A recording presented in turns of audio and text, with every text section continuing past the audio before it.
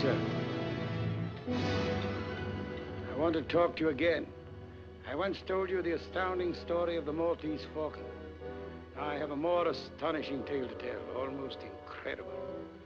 Shrouded in the mystery of Oriental ways, mysterious, sinister, of evil little men from Japan. Conniving, plotting, scheming, embarked on a diabolical mission of destruction. So come along across the Pacific on a desperate and dangerous journey which will leave you breathless and amazed.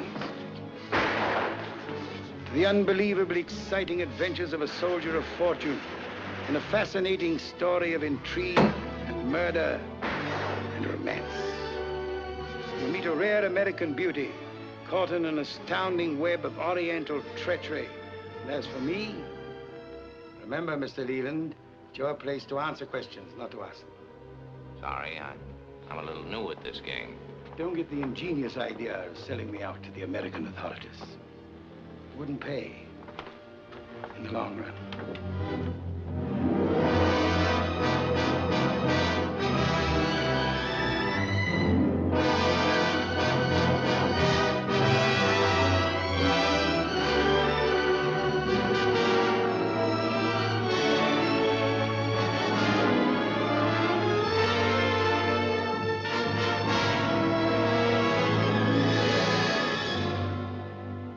Going to hear some things about me that aren't very nice.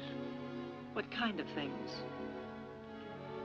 I believe I'll leave that to the people who'll get fun out of telling you. Will what they tell me be true? What's up, Sam? Much trouble. You got a gun? Can't do. You guys have been looking for a war, haven't you? That's right, Rick. That's why we're starting it. You may start it, Joe, but we'll finish it. Rick! Our plans must be changed. Understand? Our plans must be changed.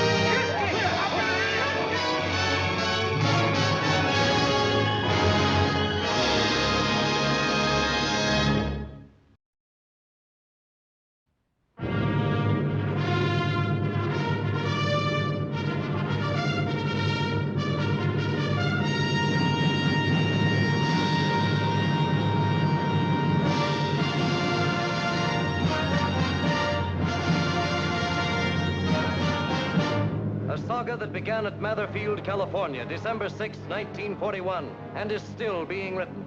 The Mary Ann and 8 other flying fortresses take off for a routine peacetime flight to Hawaii. Early on December 7th, as the Mary Ann and the squadron are approaching Honolulu, 05564 to Hickam Field. Chinese? No, Japs. Knowledge radio. Keep away from this field. We're being attacked by enemy aircraft. with those historic words, the Mary Ann and her gallant crew began an odyssey of adventure the world will never forget. The Mary Ann, inspiring symbol of America's invincible Air Force. Men fighting mad, hell-bent for victory, challenging the impossible in round-the-globe action. Could we find some place to bunk down for 5 or 6 hours, sir? We haven't had very much sleep. In 6 hours, you better be 5.5 hours out of here. With the beacons we've got, the Japs don't have to wait for daylight to come calling. My orders are to get you out of here in 20 minutes. Air Force, unforgettable drama that surges from sniper-infested Hawaii to the bullet-streaked jungles of the Philippines. From the flaming skies over the Coral Sea and Midway to the shell-torn beaches of the Solomons. Gentlemen, this is it. Tonight, your target is Tokyo. You're going to play the Star-Spangled Banner for him with 2-ton bombs. Good luck to you, and give them hell.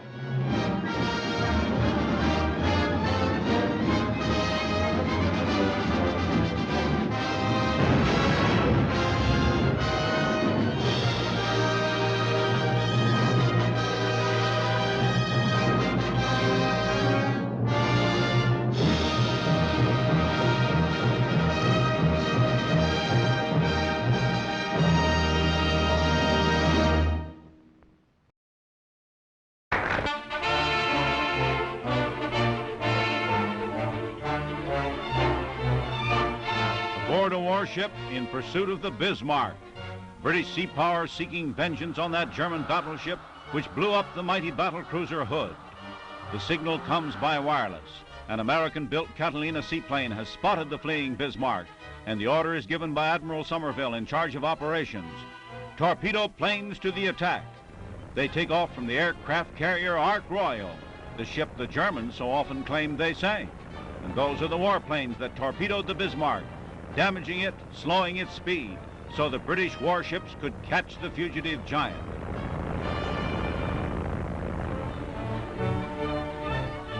Scenes of the battle. The crippled Bismarck fires. Shells fall near a British warship. Shells from the doomed Nazi battleship continue to burst.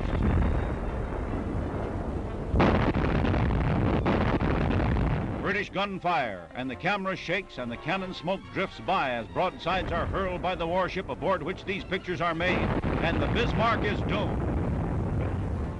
Prisoners, members of the crew of the German battleship, which was finally finished off by a torpedo. 100-odd were saved.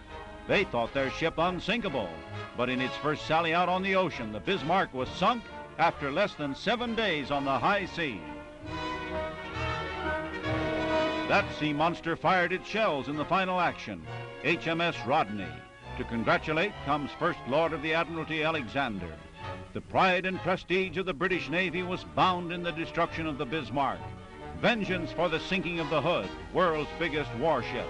And the feeling is expressed by the First Lord of the Admiralty.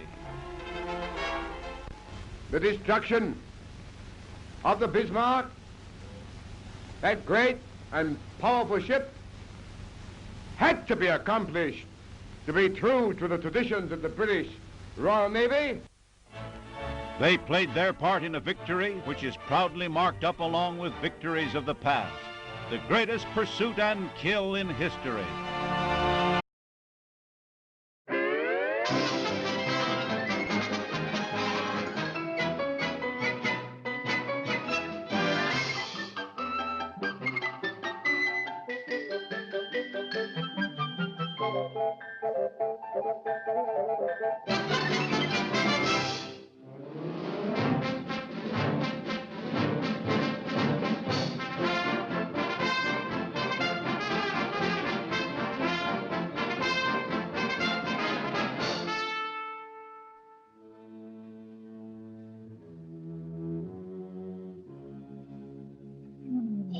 Deutsche Geflappen geflogen, with the commandos and they're all over the place. Ooh, verstunken up from that Hitler Schwein. It makes me so mad if I don't listen more troops to the schreien, geschießen oder schossen lassen.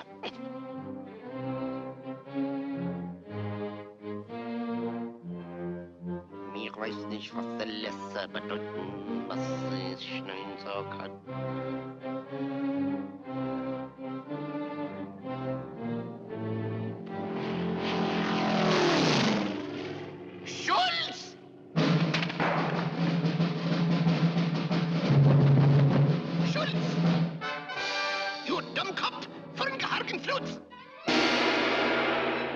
Wer hat die Kommandos durchgelassen? Hast du da Ax abgeschossen, no?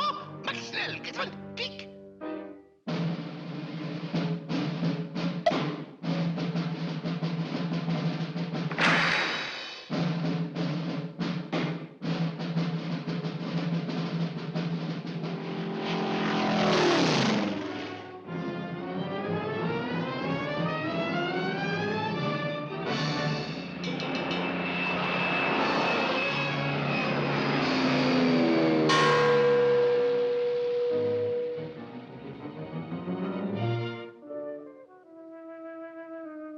It's the sign of the old world over.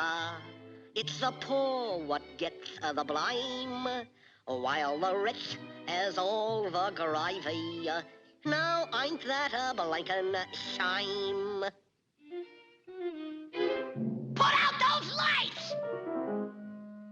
Schultz!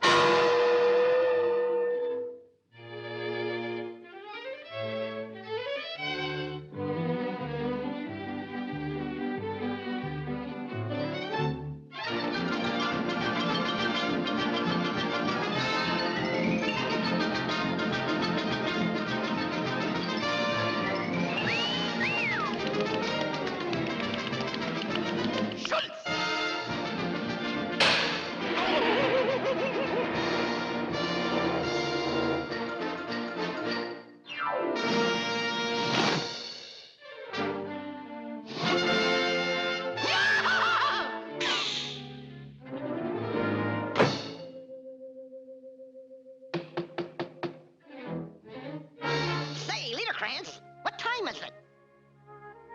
When you hear the tone, it will be exactly 6:45 and 1/4. Schultz?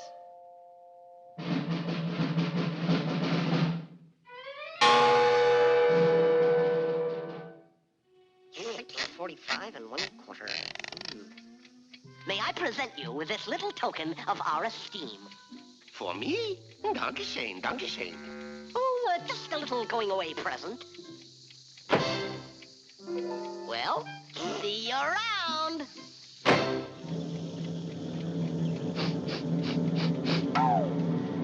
Schultz!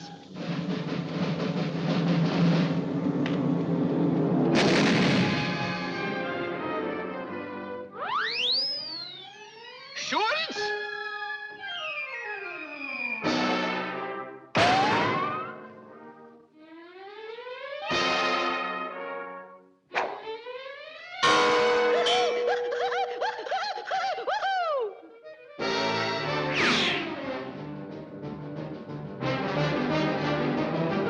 Oh, Heil Hitler!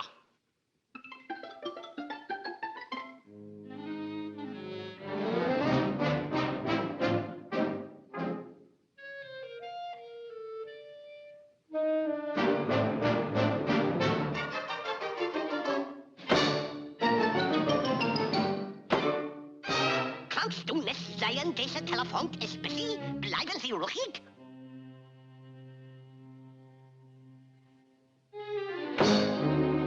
Bitte, mein Herr, haben Sie einen 5-Pfennig-Stick? Dankeschön.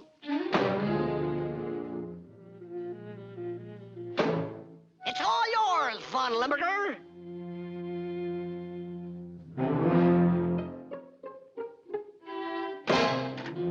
Hello, Schultz. I want you to... Oh, is that you, Mert?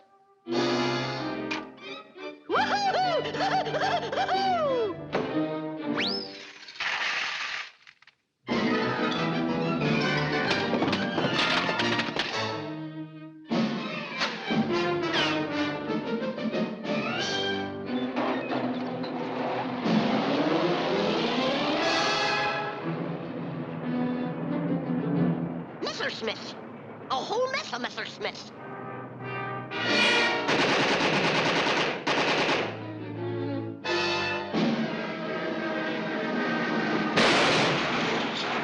A mess of Messerschmitt.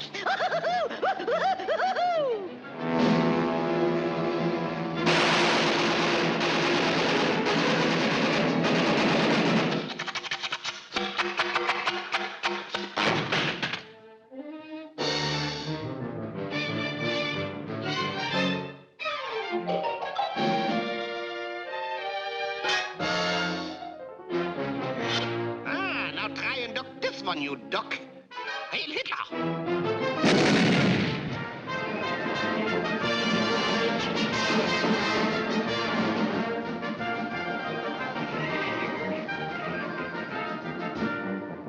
Haben Sie geschieden?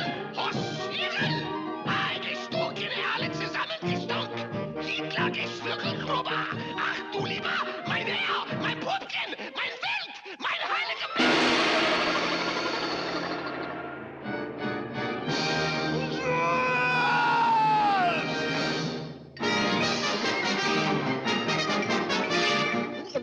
That's all, folks.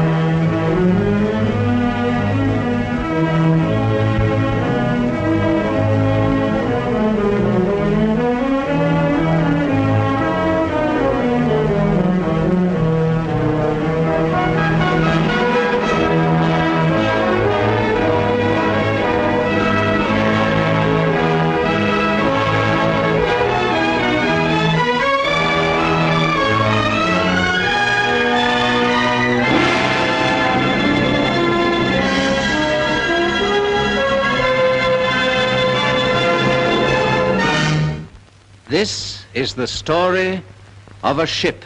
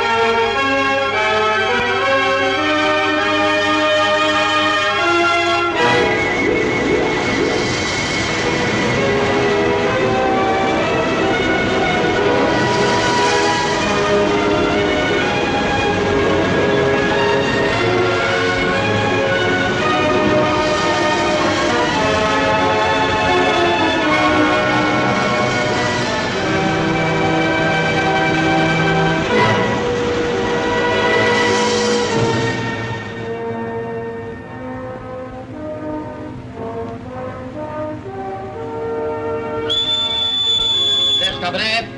Down! Turn aft. Right and left. Turn!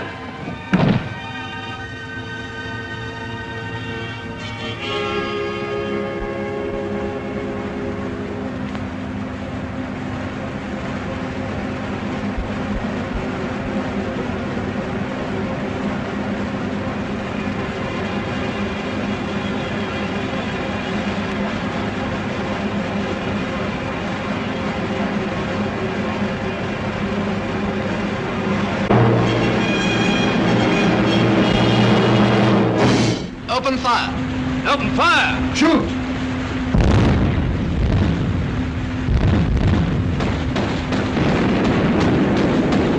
Look at the Huns, sir. They're jumping overboard in full marching order. Cool, look at that. Come in. The water's lovely. Go on, look at them. Somebody must have blown a whistle. They're on.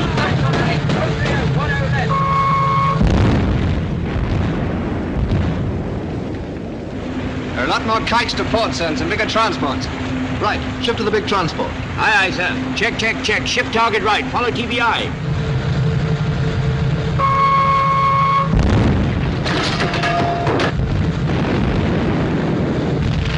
Can I fire torpedoes at the transport, sir? All right, Top, you can get your own moldies off this time, but not more than 2 at any transport. Aye, aye, sir.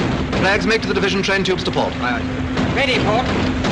Main office, make Tommy port. That's got 'em. Shoot when you see the whites of their eyes. Open fire. On our right. Bingo! Fire one. Fire one. Fire two. Fire two. Torpedoes fired, sir. Our fish have hit, sir, and one transport's blown up. There goes another. Big stuff. The rest of the division are doing well. Must be an enemy destroyer, sir. Right. Engage her. Aye, aye, sir. Check. Ship target left. Follow TBI.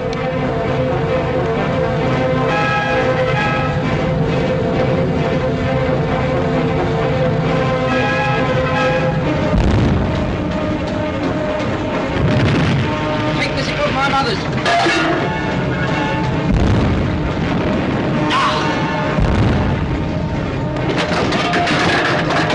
Trainer on!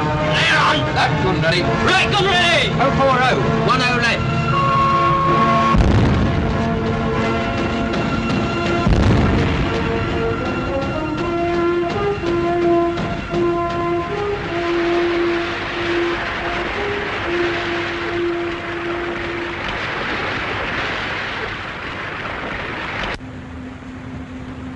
I'll lay you 10 to 1 they were all Germans. Never get the macaronis to tackle a dangerous job like that, not for love nor money. Go on, the high-ties will do anything for money. Anything but fight. That's why they were so lousy in the last war. That's on account of their warm, languorous southern temperament.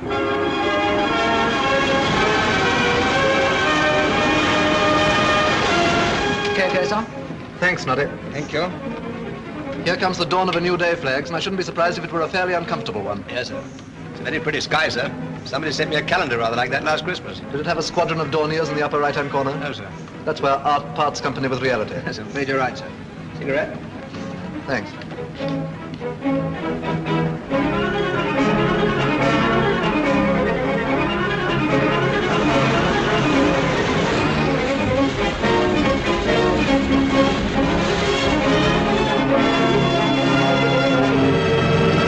Aircraft inside astern, sir. Angle of sight 20.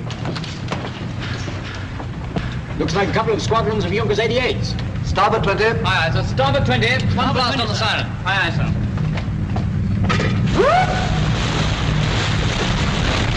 Aircraft inside bearing green 17 now, angle of sight 20. Short-range weapons. Aircraft inside starboard. Stand by for dive bombers.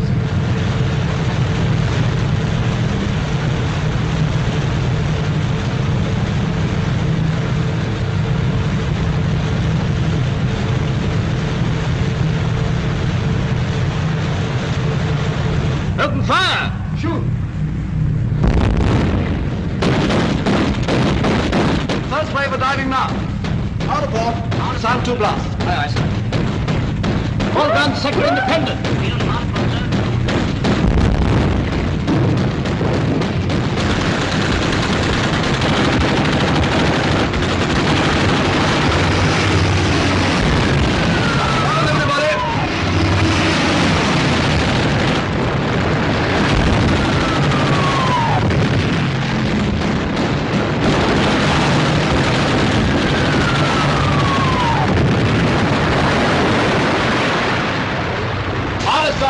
We've got one out of that cover. Try and get 2 next time.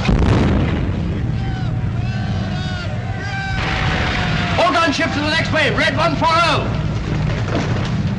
Midship! Short-range weapons. Shift to the next wave. Bearing red 140.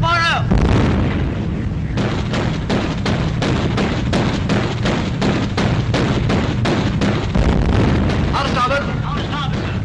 Sound 1 blast. Aye.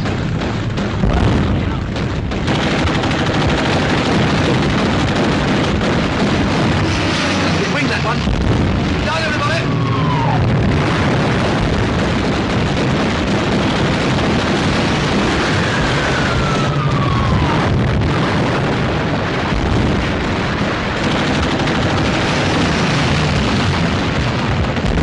Midships. Aye, aye, sir. Midships. Another wave on the port side, sir. Starboard. On the starboard.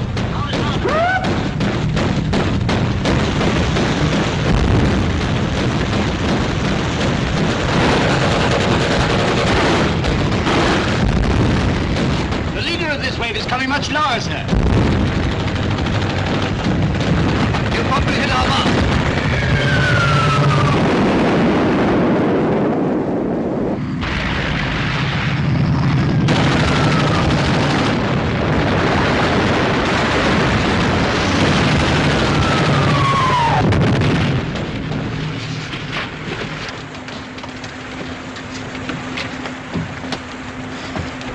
Well done. We've got him, but I'm afraid he's got us too. Midships. Midship, sir. Carry on firing. Here comes the next wave. All guns are still in action, sir.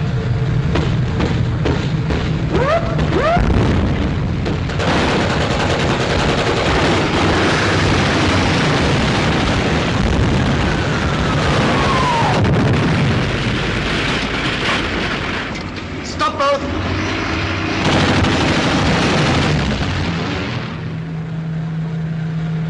No answer from the engine room, sir. The telegraphs must be shot away. I'm afraid we're going over. Pass the word for the hands not of the guns to cast loose the carly floats.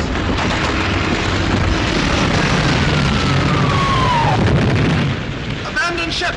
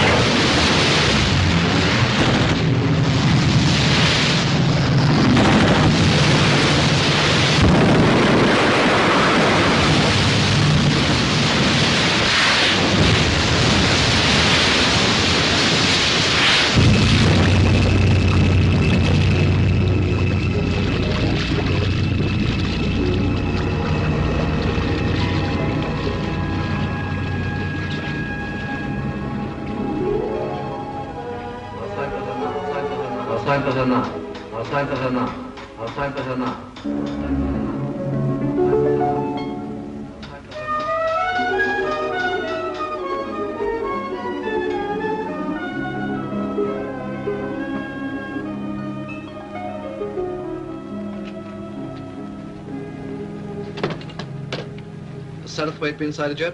No, sir, but it's just on 10 o'clock. Stop that hammering for 1 minute, Edgecombe. I can't hear myself think. Aye, aye, sir. You better tell number 1 to fall in the hands on the quarterdeck. Aye, aye, sir.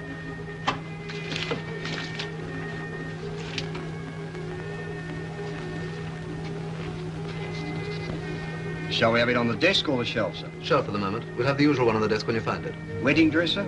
Yeah.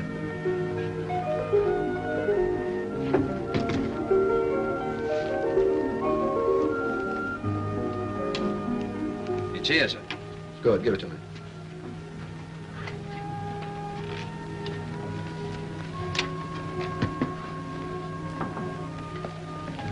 Mr. Satterthwaite's coming on board, sir. Is number 1 bringing him down? Yes, sir. Hands all aft? Yes, sir. Good.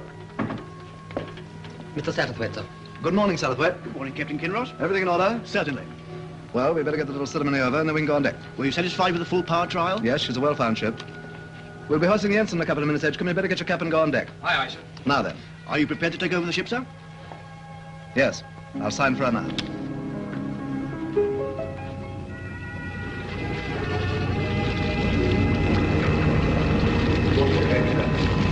Watch your head, sir. Watch your head, sir. Watch your head, sir.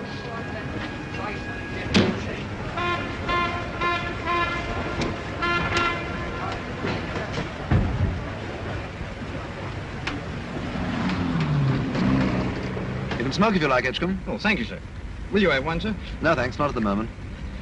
Heard from you, Mrs. Lately?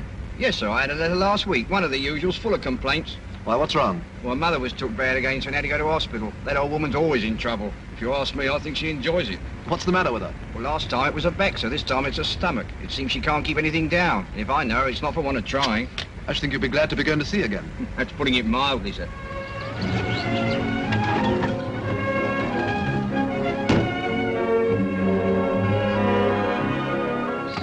Darling. Hello, darling. Thought you were never coming. Everything under control? Oh, far from it. We've been in an uproar all day ever since your telegram came. Hello, Bobby.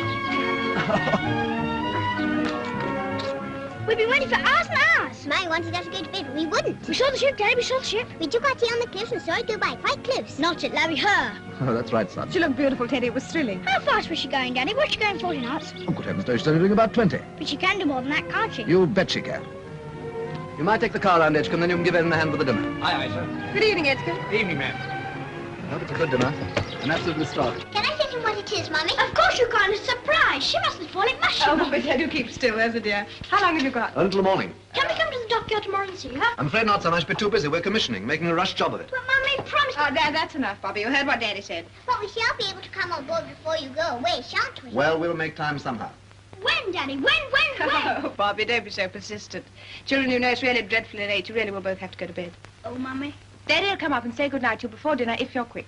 But I want to hear about the ship, Mummy. I'll tell you all about it in the morning, Bobby. We'll have an early breakfast, and you can fire as many questions at me as you like. If you'll be good, do as your mother tells you and go to bed now. Can I ask questions, too?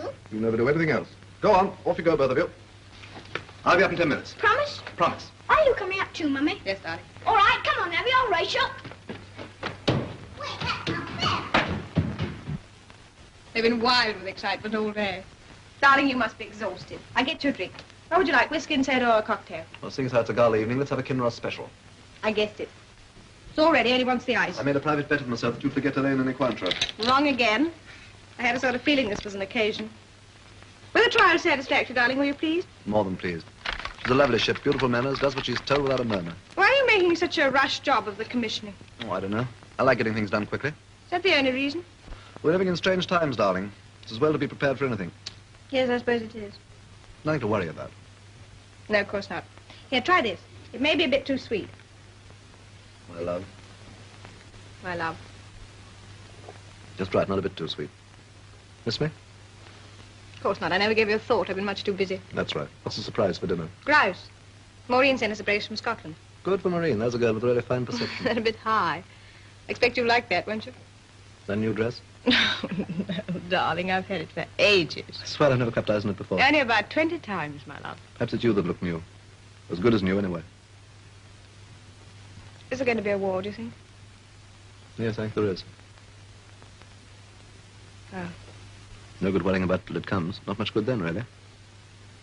Yeah. Don't be sad. I'm not sad, really. I'm just sort of gathering myself together. Any more of the Kinross special left in the shaker? Yes, of course. However busy you are, and however quickly you've got to get your commissioning done, I should like to come on board just once before you go to sea. Just to give the ship my love. You'll have to, whether you like it or not. My cabin's got to be made presentable. Does the chintz look all right? Absolutely first class. Good. We'd better drink these up quickly and go up to the children. Then I'll be ready in a minute. Here we go. Here we go.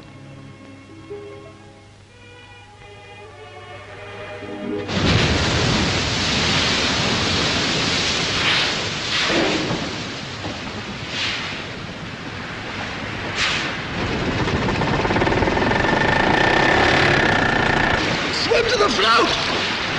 Swim to the float!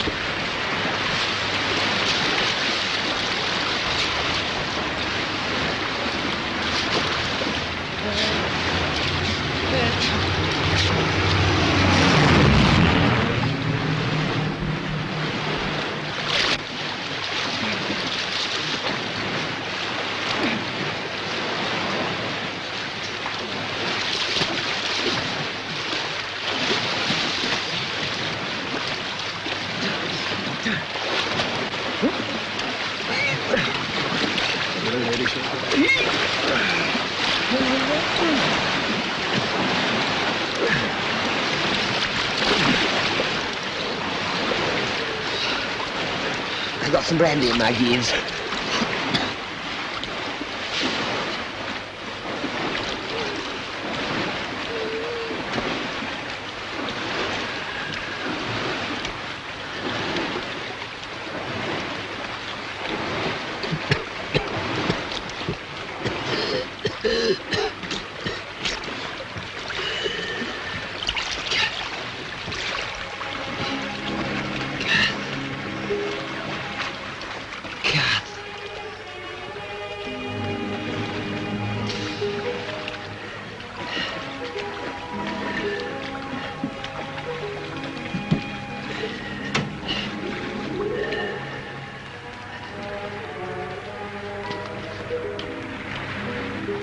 Here's the paper, dear.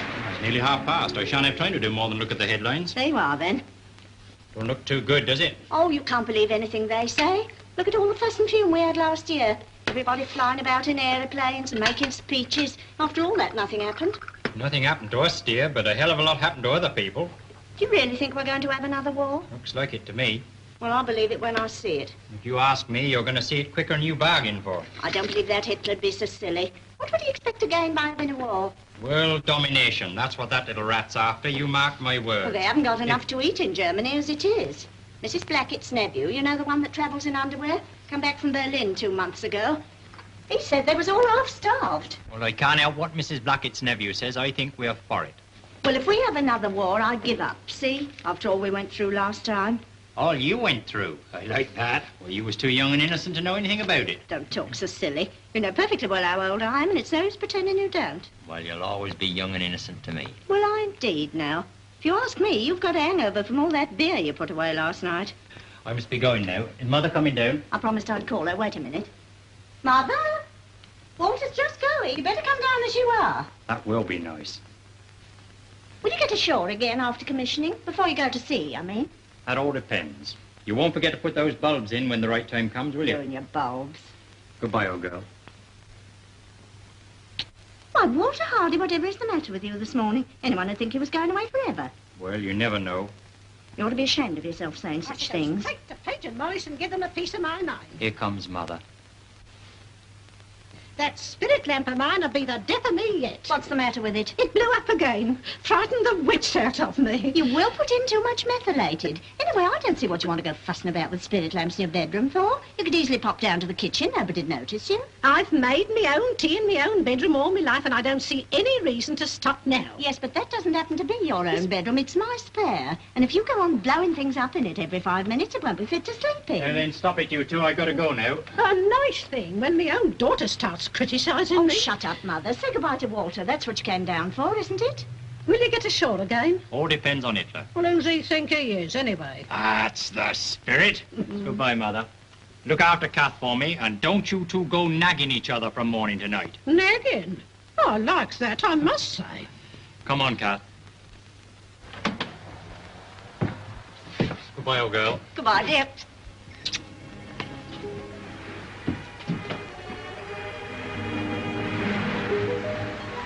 Ship's company. Halt!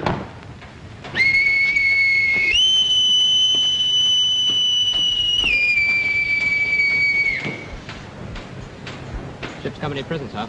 Thanks, number one. Stand them at ease. Aye, sir. Ship's company, stand at ease.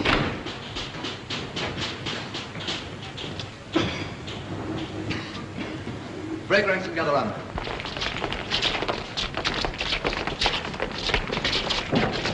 Can you hear me all right in the back? Good. We all know that it's the custom of the service for the captain to address the ship's company on commissioning day, to give them its policy and tell them the ship's program. Now, my policy's easy. And if there are any here who have served with me before, they'll know what it is. Are there any old shipmates of mine here? Oh, glad to see you again, Reynolds. And Adams. And Blake. And Coombe. Who's that small fellow hiding behind the chief stoker?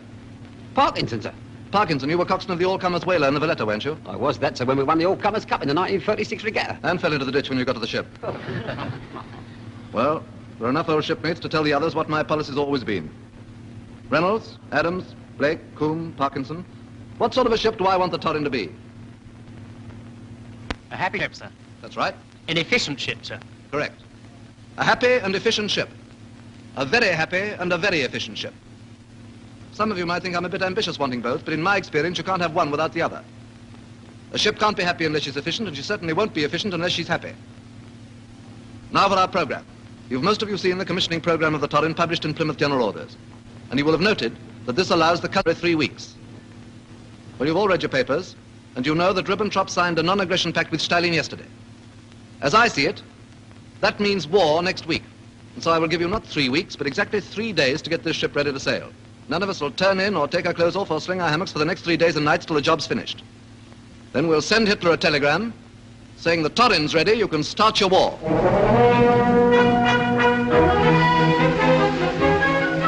You 4 bring in the sugar, you 6 gas masks, you 4 nutty and canteen stores, and I'll join you and bring in the rum.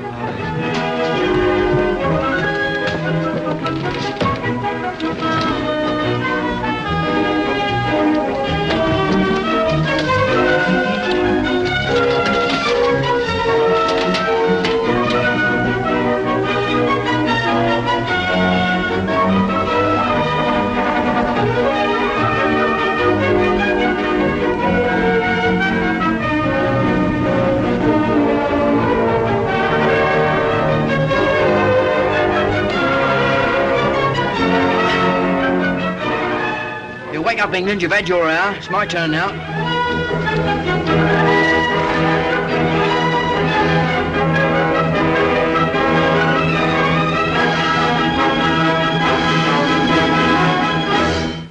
And there is an announcement. At 11:15, that is in about 2 minutes, the Prime Minister will broadcast to the nation. Please stand by.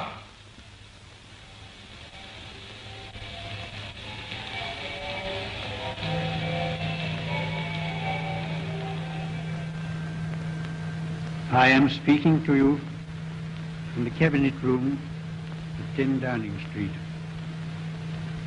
This morning, the British ambassador in Berlin handed the German government a final note stating that unless we heard from them by 11 o'clock, that they were prepared at once to withdraw their troops from Poland, a state of war would exist between us. I have to tell you now that no such undertaking has been received, and that consequently this country is at war with Germany. You can imagine what a bitter blow it is to me. Well, it ain't exactly a bank holiday for us. To win peace.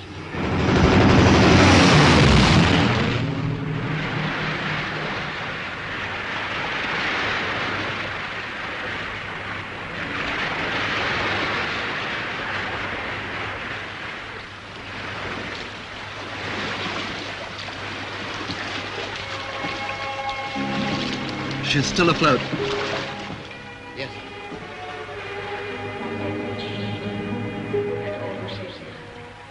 God bless this ship and all who sails in it. God bless this ship and all who sails in it.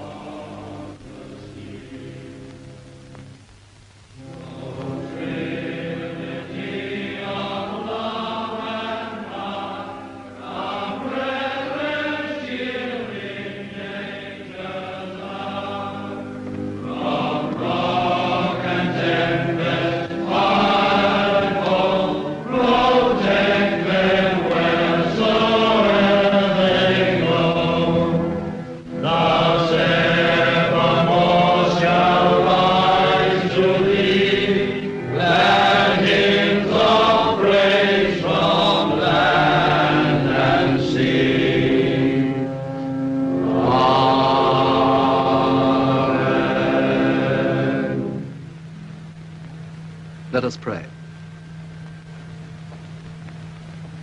O eternal Lord God, who alone spreadest out the heavens and rulest the raging of the sea, who hast compassed the waters with bounds until day and night come to an end, be pleased to receive into thy almighty and most gracious protection the persons of us thy servants and the fleet in which we serve. Preserve us from the dangers of the sea and from the violence of the enemy, that we may be a safeguard unto our most gracious sovereign Lord, King George and his dominions, and a security for such as pass on the seas upon their lawful occasions. That the inhabitants of our island may in peace and quietness serve thee, our God, and that we may return in safety to enjoy the blessings of the land with the fruits of our labors, and with a thankful remembrance of thy mercies to praise and glorify thy holy name. Through Jesus Christ our Lord. Amen. You will now sing the carol on the back of the hymn card. Good King Wenceslas looked out on the feast of Stephen, when the snow lay round about, deep and crisp and even. Brightly shone the moon that night, the the poor man came in sight, gathering winter fuel. If the cake comes down by me, it's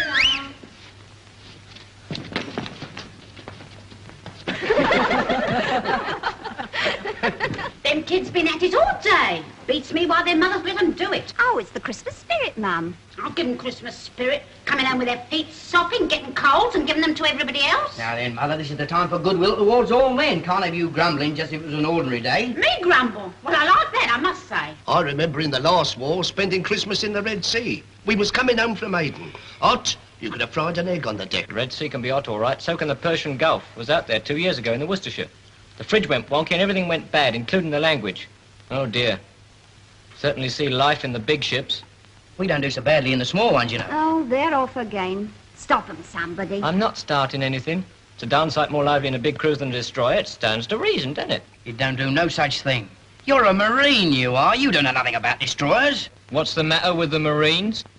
Well, Bert, I'm afraid I'll have to tell you. Where would the Navy be if it wasn't for the Marines? If there wasn't a Navy, there wouldn't be no Marines. Oh, shut up, you two. Who cares anyway? Well, that's a nice way to talk and no mistake. You, the mother of a sailor. And the mother-in-law of a Marine. Pass the port wine and don't talk so silly. I'm as dry as a bone. Mum's quite right. What's the sense in arguing? We wasn't arguing. We was having a friendly discussion. You'll be saying next it was a friendly discussion last night in the Green Man. Why, you had the whole place in an uproar. Bert, I give you a toast. The Royal Marines. God bless them and a happy Christmas to every man jack of them. Royal Marines. Royal Marines.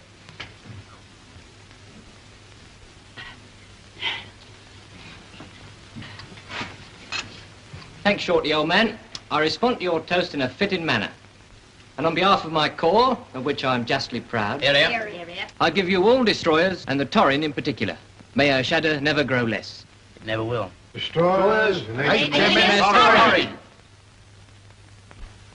I should like to take the opportunity of this festive occasion to drink the healths of one and all present, and to thank a kindly fate for so arranging that my ship should have to come home for boiler cleaning 2 days before Christmas. A bit of luck which I think any sailor will tell you is little short of a bloody miracle. Walter, can you? You know I don't like you using that word.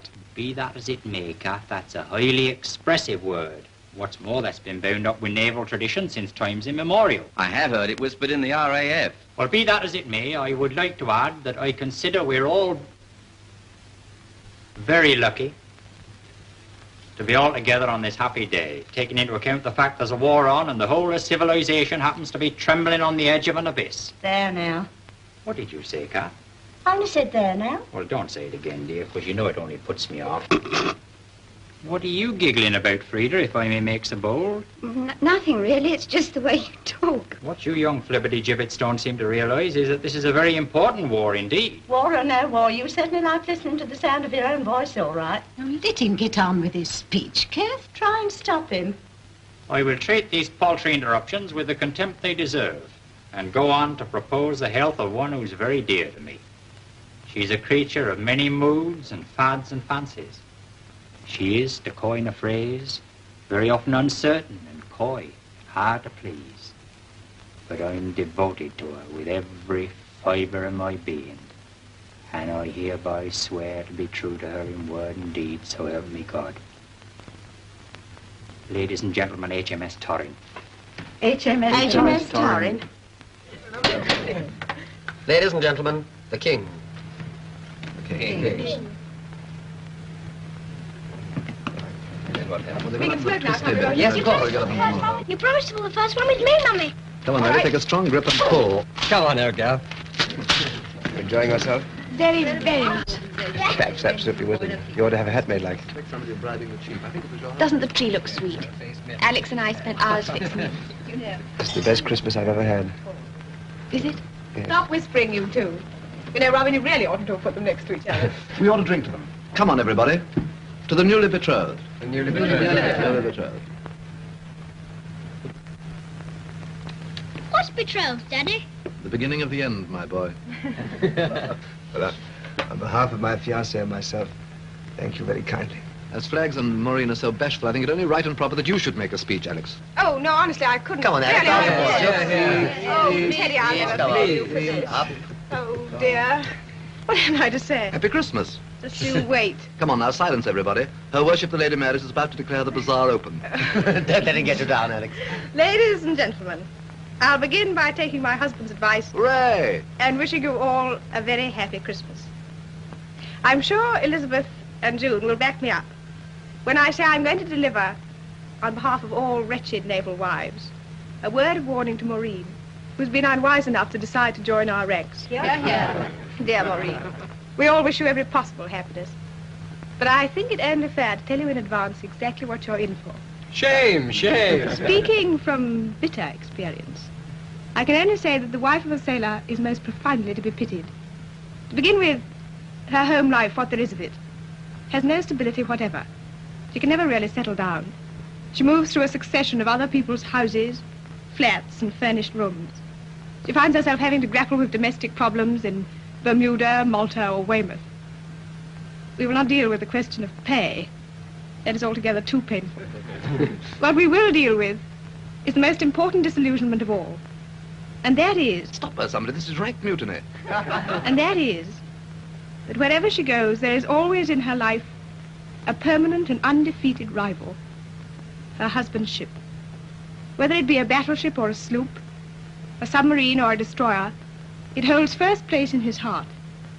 It comes before wife, home, children, everything. Some of us try to fight this and get badly mauled in the process. Others, like myself, resign themselves to the inevitable. That is what you will have to do, my poor Maureen. That is what we all have to do if we want any peace of mind at all. Ladies and gentlemen, I give you my rival. It's extraordinary that anyone could be so fond and so proud of their most implacable enemy. This ship. God bless this ship and all who sail in her.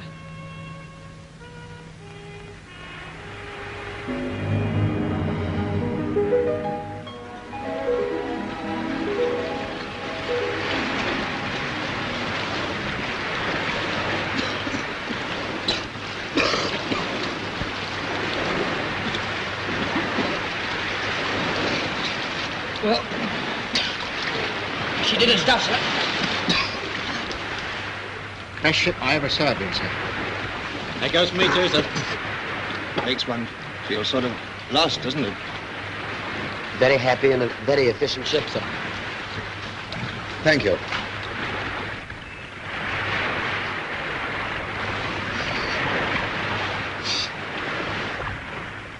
Better wipe your face, Edgecombe. You don't want to get that oil fuel in your eyes. Aye, aye, sir. Well, you know what I like now? Nice hot cup of tea. I'd like a nice beer myself. Look out! Here come the bastards back again. Keep your heads down, get as low as you can. Miss Butterfingers.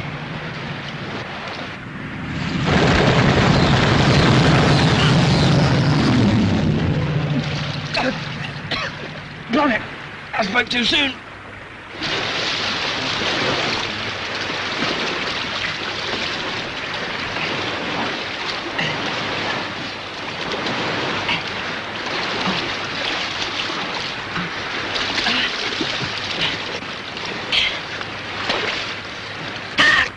They get you badly? Don't rightly know, sir. Knife somebody. Cut it, Steve, carefully.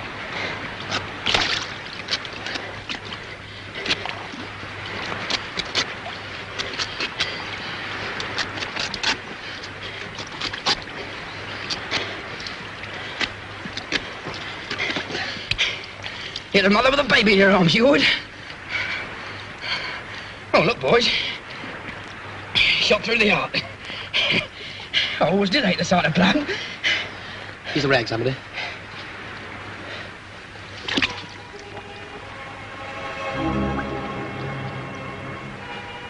What's your name?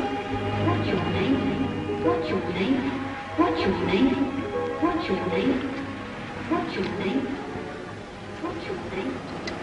Part 11 camp, isn't it? Never know your luck. I always say travel broadens the mind. Now then, Saucy, you keep your hands to yourself. Want a drop, dear? No, thanks. come on, it won't hurt you. I'd rather not, thanks all the same. I don't like it. Oh, fancy that now. Ever so sorry, I'm sure. If she doesn't want it, she doesn't have to have it, does she? Who do you think you are, anyway, Father Flanagan? Here, playing him, there's a dear. I didn't know we was in Sunday school. Some people don't know when they've had enough. What was that you said? You heard, you ain't got cloth ears. Here, miss, you change place with me. No, it's perfectly all right, really. Now, come, you've been more comfortable in the corner. I'll be ever so much obliged, I'm sure, if you change places with me, too. My mother always warned me never to sit next to sailors. Pity she didn't warn you about a few other things while she was about it. Shut up arguing, pal. You'll have a fag. Life's too short.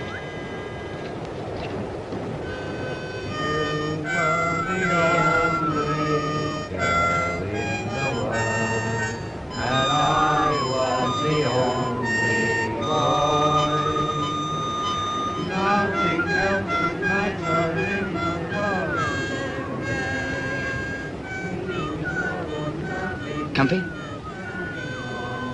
Yes, thanks. What's your name? Frida. Frida Lewis. Frida. Oh, it's a pretty name, isn't it? Is it? Mind if I smoke? Of course not. Have one? I don't mind. These are special HM ships only. We get them in the canteen. My uncle by marriage is in the Navy. He's on a destroyer. Oh, isn't it a coincidence now? So am I. No. He's a petty officer. They call him by a funny name. Yeah, we often call petty officers funny names. It begins with a B. Generally does. Oh, you are awful. What's his ship? Oh, well, I'm not supposed to tell you that now, am I? It's careless talk. Yeah, you can tell me. I'm in the same firm as you might say. Well, Chief Buffer, that's what he's called.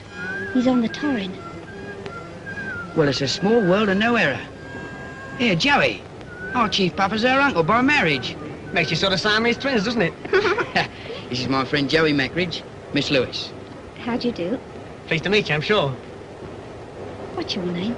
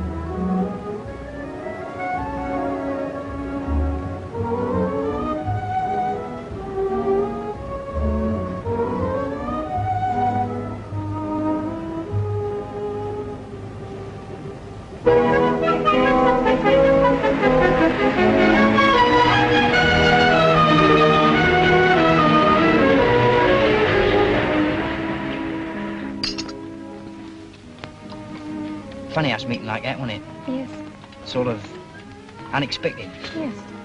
That long train, all them people in it. And I had to pick on that one carriage. Oh, it's fate, I shouldn't wonder. Yeah, I feel that way too. Well, I suppose we ought really to be going now. Yeah, I suppose we ought. Your family will be wondering what's happened to you. Well, I'm wondering that myself. Well, can you? Does your aunt let you go out much? Oh, yes, she doesn't mind. Well, not so long as I don't get back too late. Well, what's the matter with tomorrow night, then? Here, we might go to the old Palais de Dance. Do you like dancing? Oh, yes. Well, that's a date, then. 6:30 under the clock, Victoria Station. Oh, you don't waste much time, do you? Well, I can't afford to. I've only got short weekend leave. Oh, it's not very long, is it?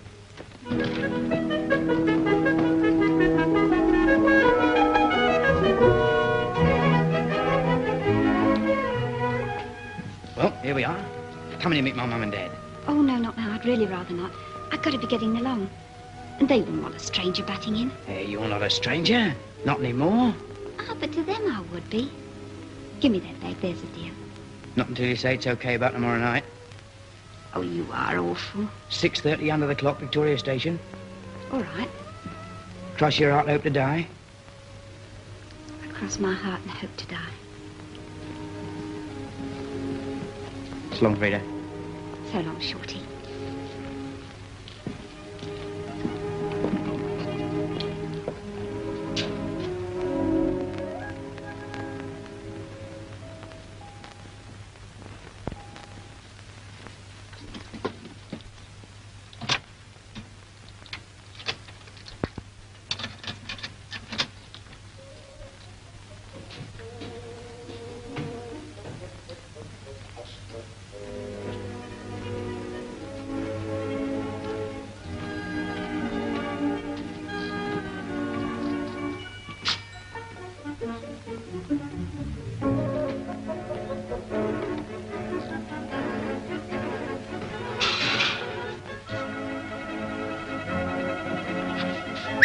Mum? Shotty Blake! Oh! You ought to be ashamed of yourself and no mistake. Your telegram only arrived half an hour ago. Never said what time you was coming nor nothing. Well, I'm here okay, aren't I? Sound in wind and limb. You can't grumble. Oh, you bad boy, you! May! Saucy's home! Dad! Dad! Doesn't he look well? How's the war going, son? See any submarines? Hundreds. Sunk 14 last week and a couple of cruisers thrown in. Oh, Mum, he's fibbing, isn't he? In the last war, I was in a convoy once. Put a sock in it, Fred. We've had quite enough about all what you did in the last war. Dad? Yes, old man? Where'd you first meet Mum? Why, whatever made you think of asking that? We was in a train coming back from Herne Bay. Well, it's a small world and no error. Mum, can I leave my bridge out while Shorty's home? It was fate, wasn't it? You drink your tea up, me lad, and don't talk so soft. You're coming over again. Get down, keep your heads low.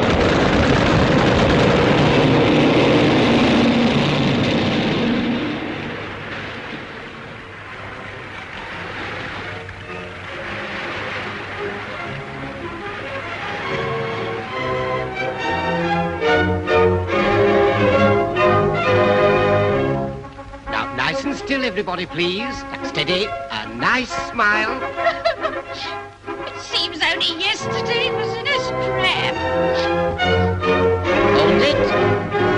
Right on. Good luck, old man.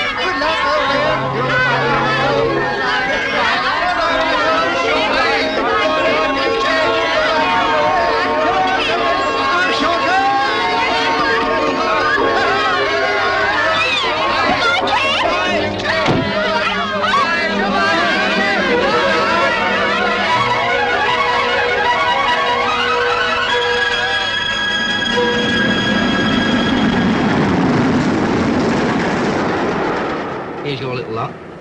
Now then, cheerio, Mrs. Blake. Oh, it does sound funny, doesn't it? You'll get used to it. Oh, well, there's one thing I shall never get used to, and that's you going away all the time. Well, it's your own fault for marrying a sailor. That's fairly asking for trouble, that is. Can't trust any of 'em an inch. Wives in every port, always coming home unexpected and catching you having tea with the lodger. Oh, well, I'm the one that'll be the lodger if I'm going to live with Kath when you're at sea. I've been for a whole week yet. Think of it. 7 whole days of glorious life. You'll like being with Kath, won't you? Of course I shall. It's just you being away and me wondering what's happening to you that I won't like. Proceed with the following operations as ordered. 1, give us a kiss. 2, chuck us another of Mum's sandwiches. 3, cheer up and remember this isn't a funeral, it's an honeymoon. And 4, give us another kiss. Now then, ship's coming in, chat! Oh, little Shorty, you're crashing me blood. Someone will see us. Oh, Karen! Hello, Blake. What are you doing here? I'm on my honeymoon, sir. Well, that's splendid. Congratulations. Thank you, sir. This is my wife, Mrs. Blake. How do you do? Well, pleased to meet you, I'm sure. Alex, come and meet one of my shipmates and his wife. They've just been married. Ordnance Seaman Blake, Mrs. Blake, my wife. How do you do? Ma'am. I hope you'll be very happy. Thanks, Elsa. We're old friends. He practically saved my life when I came on board the other day. My foot slipped on the gangway and I nearly as anything fell overboard. Do you remember? Yes. Are you going to live in Plymouth? Yes, that is, when he goes to sea again. Chief Petty Officer Hardy's her uncle by marriage, sir, so she's going to live at their place for the duration, as you might say. But we're spending the next few days in Torquay. Very nice, too. Just you begin as you intend to go on, Mrs. Blake. Keep him in order. My wife rules me with a rod of iron. It's really been quite successful so far, hasn't it, darling? Don't talk such nonsense. I'm never allowed to have my own way over anything. Well, we won't interrupt you any longer. Don't forget to report him to me if he doesn't behave himself. Goodbye and very best of luck. Thanks very much. Goodbye. Thank you, sir. Goodbye for the present, sir. Goodbye. Have a good time. Enjoy your leave. Thank you, sir. Coincidence about them going to Torquay for their honeymoon, wasn't it? Yes, I thought about that at the time, but I didn't want to go on about it. That first quarrel we had, do you remember? When you went stamping off to listen to the band all by yourself and came back in tears half an hour later. That was only because they were playing the Blue Danube. You know, that always makes me feel sort of pent up and emotional. That wasn't why you were in tears, and it's no use you pretending it was. If I was in tears at all, which I hotly deny, it was probably because that was the very first time I discovered what a horrible, disagreeable character you have. Still, it was a good honeymoon, as honeymoons go. Went awfully quickly.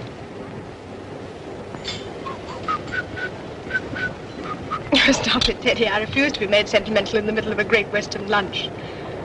Eat up your delicious piece of railway fish and behave yourself. the matter? That thing positively haunts me. I'd have given my eye teeth for a chance of a show like that. Never mind, darling. There'll be lots of other shows and lots of other chances before the war's out.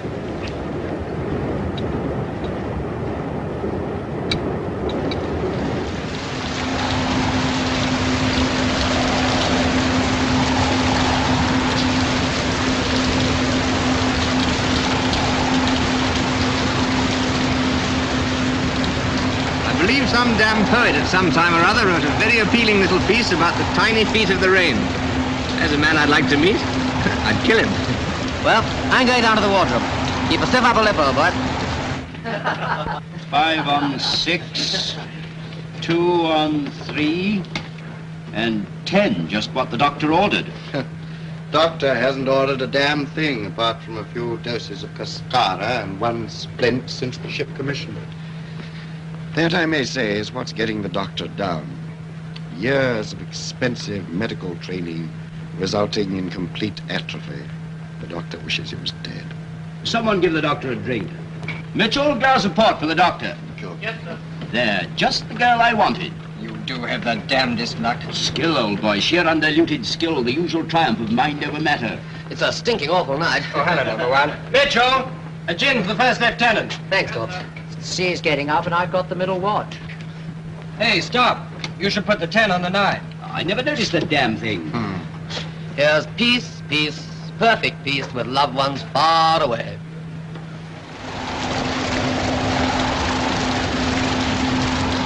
Feeling all right, old man? Yes, why? Sure there's nothing wrong, not running a temperature or anything? No, of course not. I only wondered. First time you haven't been late for a watch since recommission. 2 minutes early. I'm sorry, sir. It won't occur again, sir. Bearing green, Rio, vessel on fire.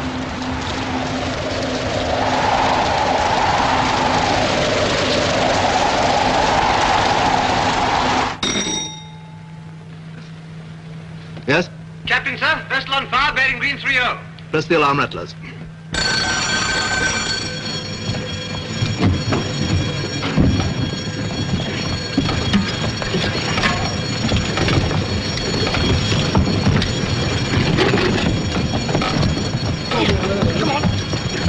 Dreaming I was in a Turkish harem surrounded by gorgeous girls and some fatted us to go and sell old batches dating. I wonder why he was pinching me.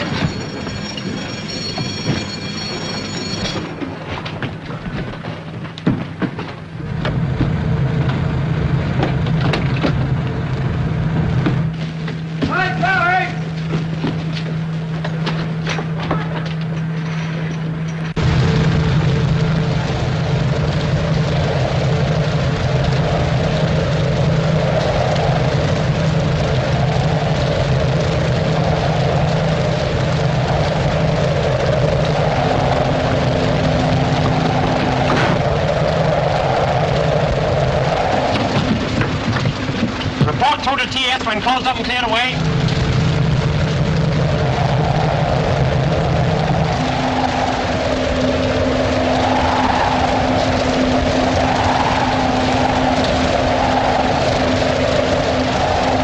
Looks like a line of destroyers.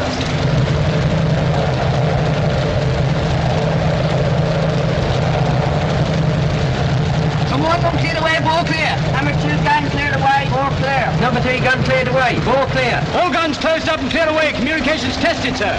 All quarter closed up to action stations up. Very good. Open fire.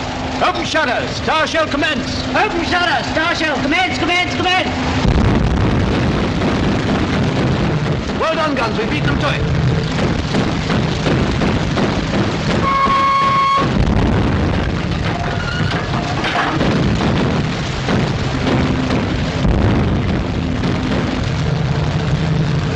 They fired now.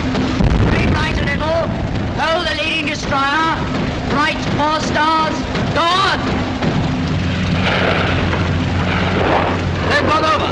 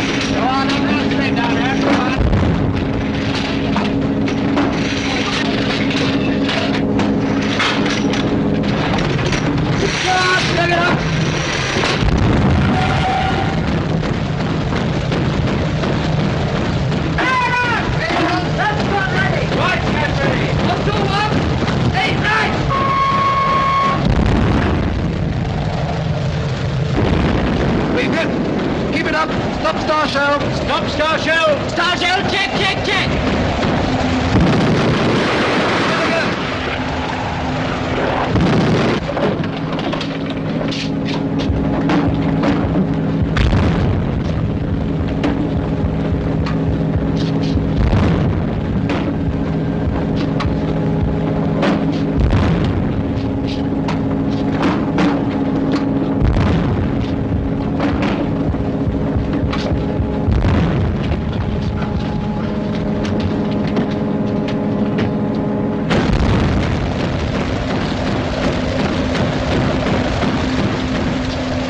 Torpedo track starboard, sir!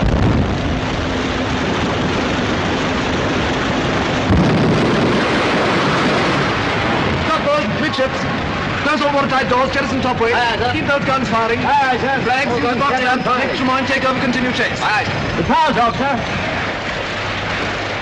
Number 1 and number 2 mounting. Carry on firing.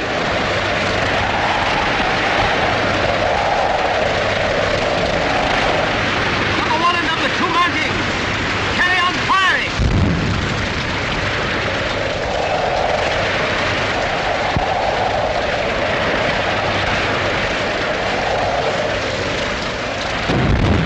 Number 1 and number 2 mounting. Carry on firing.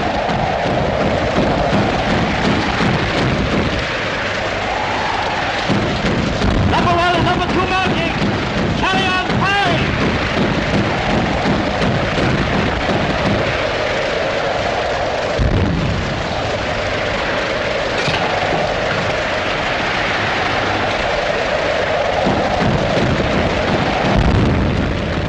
Number 1 mounting. Carry on firing.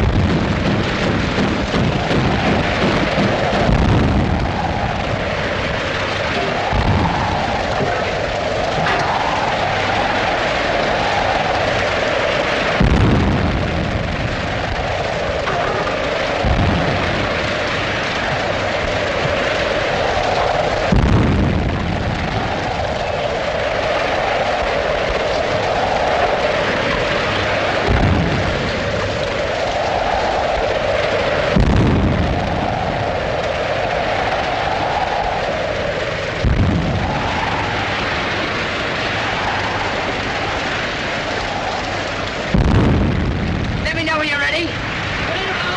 Look out. Here she comes.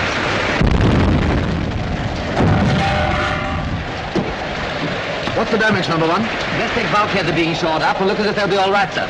But there's a good deal of damage aft. Looks as if we'll be a nice sitting target when it gets light.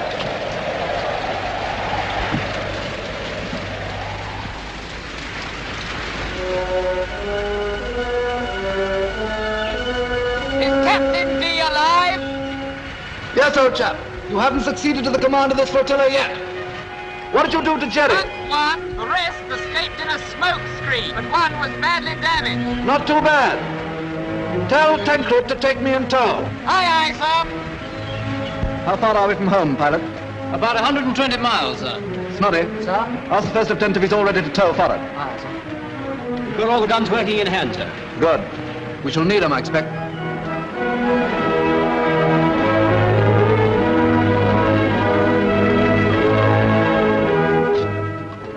Well, Blake? Thermal. How are you feeling? Fine, sir, thank you. Got concussed a bit, didn't you? Yes, sir, I think I did, sir. The first lieutenant tells me that you stood by the gun even when most of the crew were knocked out. Is that true? Well, sir, somebody had to do it, sir. You did damn well. I'm very proud of you. Thank you, sir. I want to see my captain. All right, old man. I'm here. Don't try to talk. Just rest.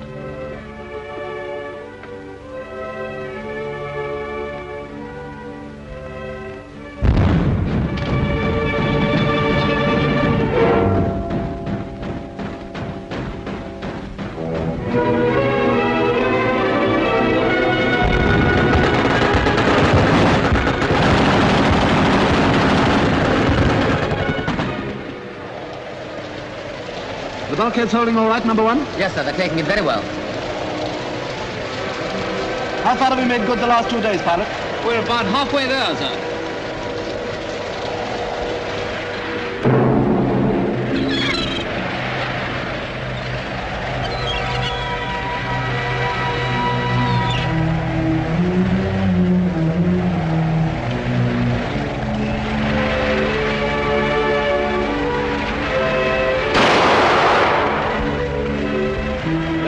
be here soon. Nice nippy little fighter squad. Neat but not gaudy. That's what we want. Wish they'd get a move on. Little time, old boy. I'm sick of wallowing about here like a sitting duck. It gives me the jitters.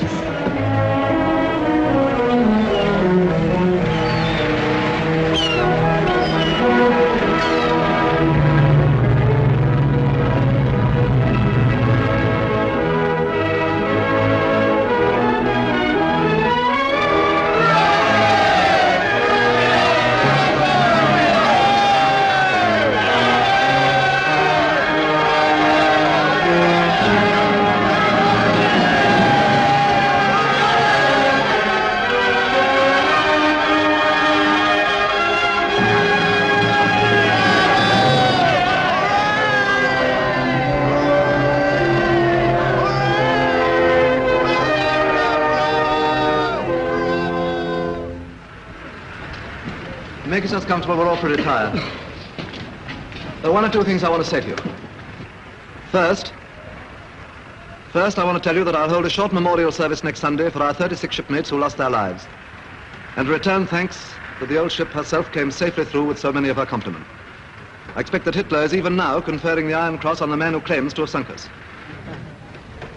Secondly, I want to tell you that you all did pretty well in the trying time we've been through. When a torpedo hits so small a ship as a destroyer, the result is bound to be fairly devastating, if not fatal. And I can understand the tremendous temptation to think of your own skin first and of the ship and your shipmates second. I suppose in a way it's gratifying to feel that out of a ship's company of 244 men, 243 have behaved as I hoped and expected they would. One man, however, did not. That man has been brought before me, charged with leaving his post without permission. I needn't tell you how serious an offense of this nature is in time of war, nor how drastic is the punishment that normally follows. You will be surprised, therefore, to learn that I have let him off with a caution. Or perhaps I should say with two cautions.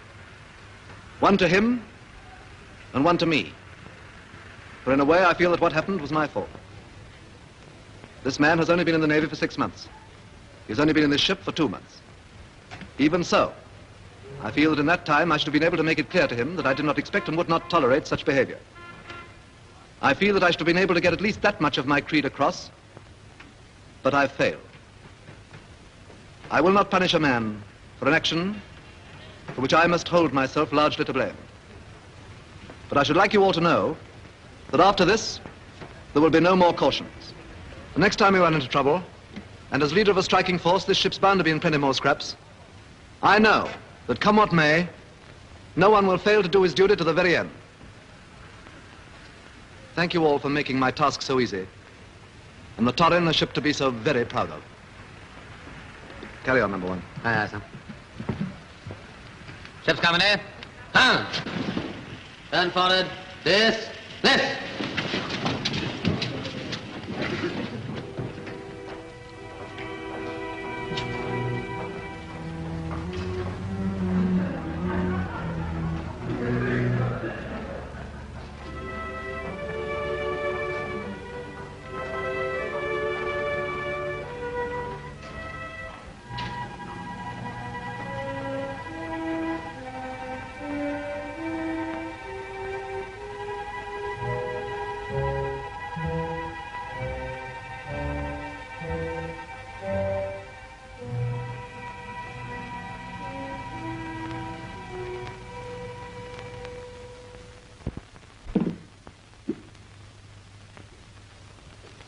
Look here, I've got to close up now. It's no use your staying on any longer. You can't have any more to drink. It's after hours. Well, what's the matter with having some music? If you've got a penny, you can have it. If you haven't, you can't. I have. Well, put it in the slot then. That's what it's there for. Oh, well.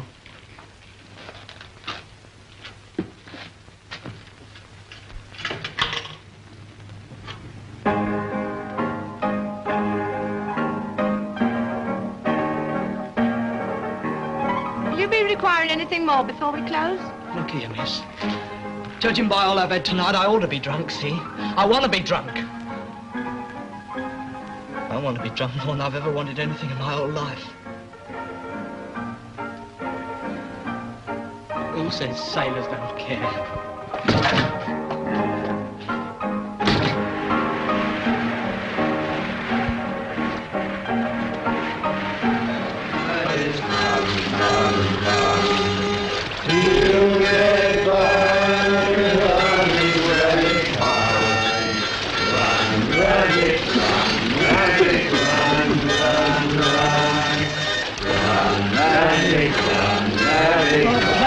tune, for God's sake. Anything to oblige.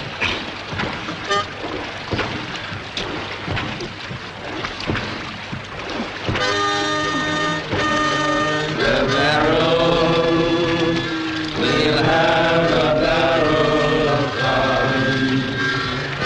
Roll out the barrel, we've got the blues on the run. Sing, boom, ta-ra-ra, we'll have a song of good cheer.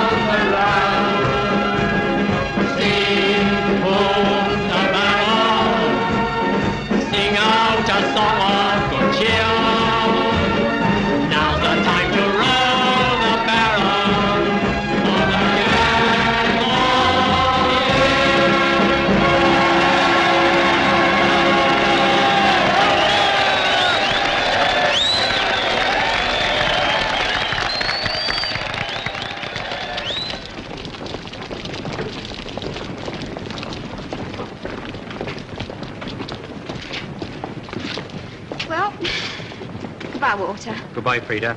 Don't go overexerting yourself now. Sure, Cat. Be good. Go on, Frida. Go on up to the gate with him. I'll wait here.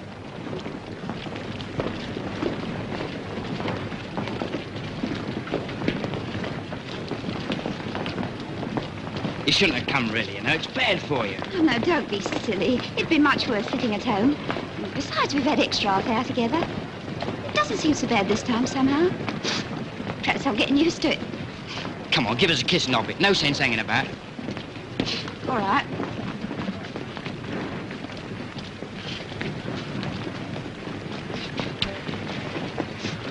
Now then, none of that. Go on, be a good boy. Don't get your feet wet.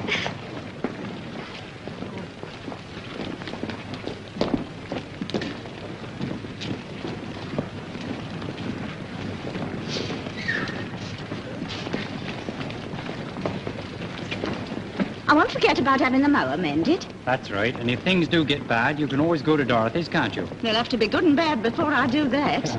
All right, obstinate. Cheerio. Cheerio.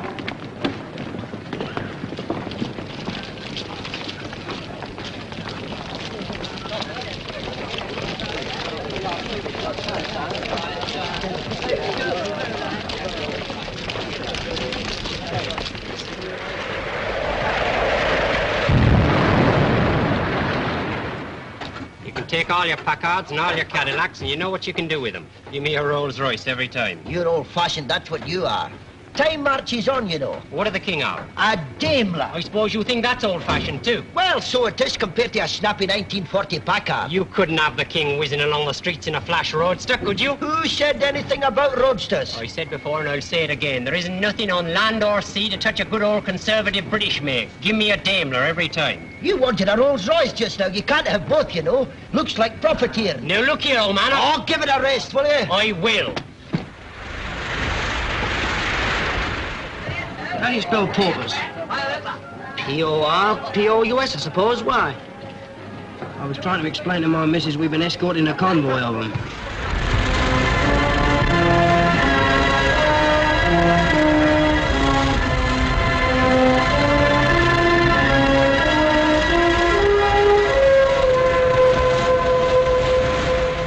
Anybody seen the chief after the royal raspberry he got this morning? Poor old chiefy. He hasn't been into lunch yet. Hello, Chief. We were just talking about you. Damn nice of you, I'm sure. You making any more filthy vapours? You shut up, Guns. I've had enough of all that. Oh, I thought it looked very attractive. All those clouds of dense black smoke belching from the funnel. I'll thank you all to lay off it. Never mind, Chiefy. I must say old Tremaine went one better round about 10 o'clock. I thought she was on fire. Bring me some food, Mitchell. Yes, sir. Have your sparkers picked up any tidbits about the war? No, not since yesterday. Pretty bad show. My young brother's in the BEF. He wasn't far from GHQ in Arras. God knows where he is now. The whole thing's been a lash-up. Now, you probably all know what we've got to do, don't you? The whole of the British Expeditionary Force is falling back on Dunkirk. Now, in peacetime, as you know, there's a lot of leg pulling between the services. But the soldiers are our brothers in arms, and it's up to us to get them off so that they can live to fight again. Let them see how much we admire the way they fought. And don't forget, the success of our evacuation is measured by the smallness of the military casualties, not the naval ones. The soldiers are our guests, and their lives will be in our hands.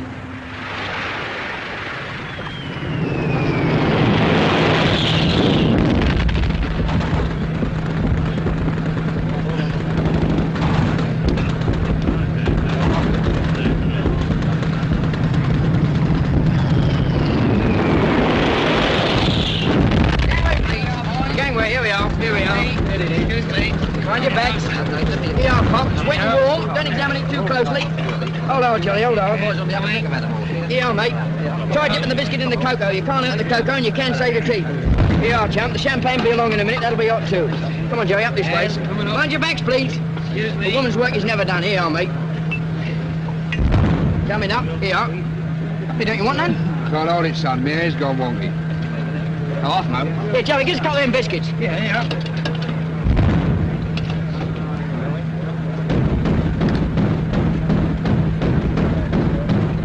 Yelp it now, you'll chuck yourself. Thanks, son.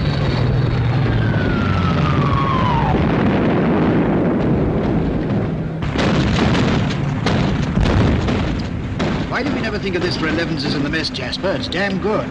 It's just ordinary bottle, rather heavily laced with sherry. Port 20. How's the old country looking now, sir? I feel as if I've been away for years. We've been away quite a while, too. We put in up north every now and again to refuel. The country's looking much the same as usual the last time I saw it. Gentle, you know, not exactly smug, not exactly warlike either. Will always be in England, eh? Well, I suppose that's as good a conviction as any. Good deal better than most, if I may say so, sir. Good deal better than most, if I may say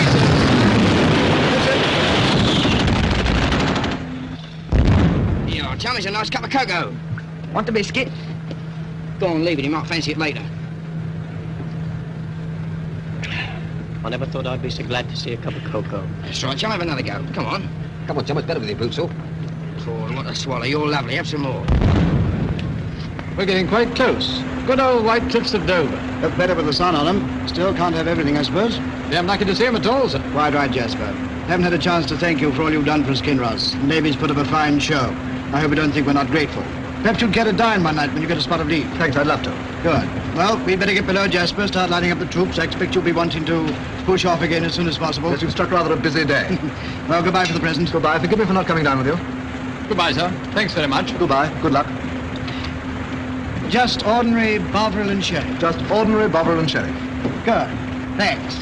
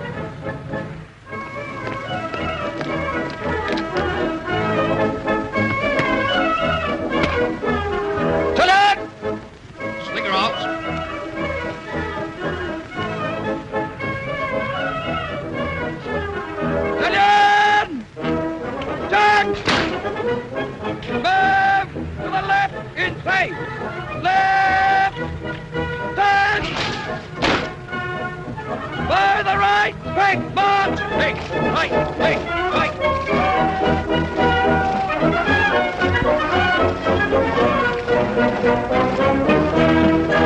If I wasn't so tired, I'd give him a cheer. And that's no error.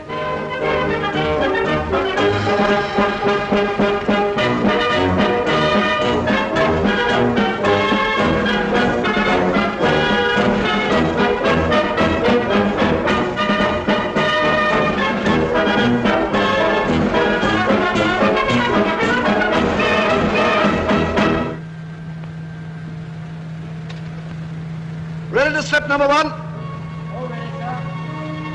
Let it go aft. Pull on your spring forward. Slow ahead, starboard, pilot.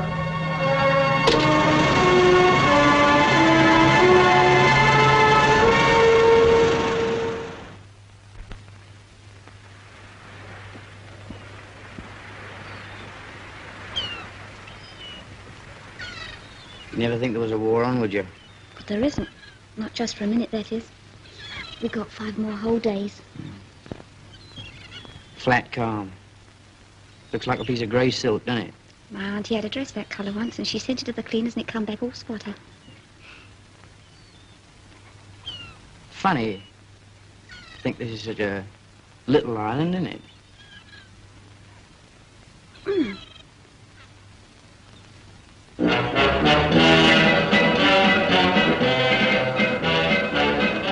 He's got France now, and France is only 20 miles from England. Makes you think, don't it? Mummy, it's your father won't eat sausage roll. That's probably because you've spoiled him so dreadfully. Look, Bobby, that one diving's a hurricane.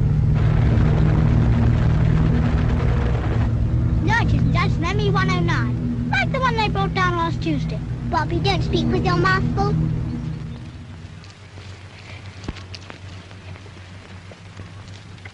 What a perfectly lovely day it's been. Lovely for us, I mean. I suppose that's very selfish of me, isn't it? Extremely. I can't believe it's so dreadfully wrong to forget the war now and again. When one can, just for a little. I think it's very clever of you, with all hell breaking loose immediately over our defenseless heads. I made the most tremendous effort and pretended it wasn't real at all. They were toys having a mock battle just to keep us amused. It's the most shameful confession. Sheer escapism. I don't care. It has been a lovely day. Sun's been shining and the country looks so green and sweet and peaceful. And you are on leave, even if it's only till the day after tomorrow. Teddy, I wonder where we shall all be this time next year. A lot might happen between now and this time next year.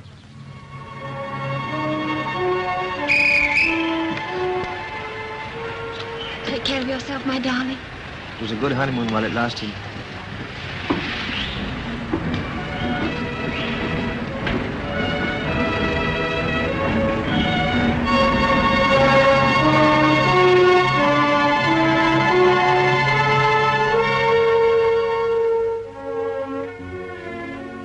Tweedledee smiled gently and began again. The sun was shining on the sea, shining with all his might. He did his very best to make the billows smooth and bright.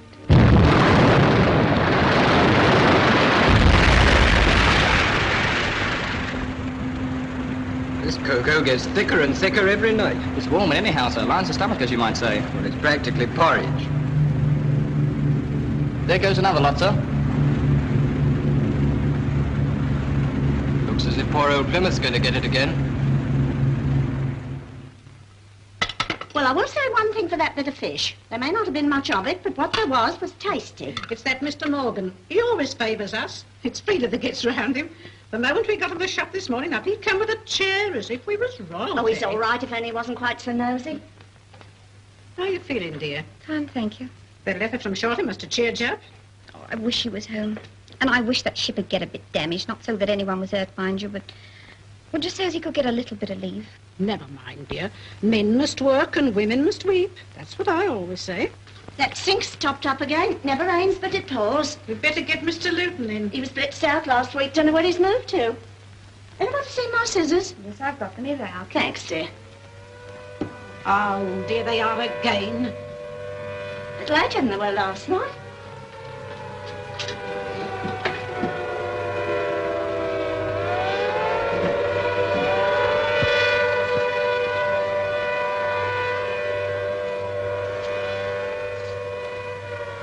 Wish you'd go down to the shelter, Frida. Oh, please don't start all that again, Auntie. You know I hate being shut up down there. It makes me feel sick. I'd much rather stay up here, I would really. But in your condition, dear, I honestly think... No use, Mother. Why don't you leave her alone? It's all but if I knew being so calm and collected. But I tell you one thing, here and now, my nerves won't stand much more of this night after night, and that's the truth. You can go down to the shelter if you want to. Nobody's stopping you. Try as I may, I can't understand why you won't shut up the house and evacuate. I told you why till I'm blue in the face. When you could go away somewhere quiet. Seems just plain silly to sit here and ask for it. Could go away. Where, I should like to know? Well, Dorothy for a start. She's got a spare room. Thank you for nothing. I've slept in it. It may be a bit poky, but it's safe. Now, once and for all, Mother, will you do me a favour and shut up about this? I've told you how I feel, and that's that. This is Walter's home, see? And he expects to find me in it when he comes back on leave. What do you suppose he'd think if he turned up unexpected one day and found the house locked up and me hiding somewhere in the country? Might only have a few hours. That'd be a nice thing, wouldn't it? Well, you could let him know where we were, couldn't you? Oh, it's we now, is it? I thought there was a catch in it. Kathleen Hardy, how can you say such a thing to your own mother?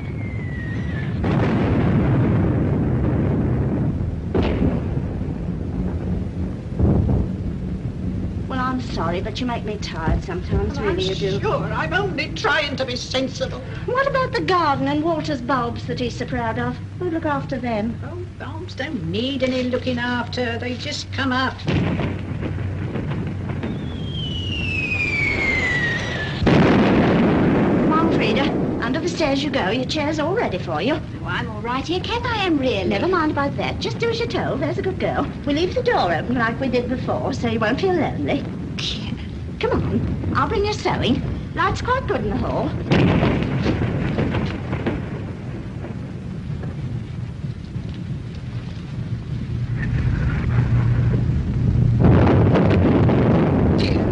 That sounds like a landmine. No, just an ordinary HE. Landmines make more of a rumble.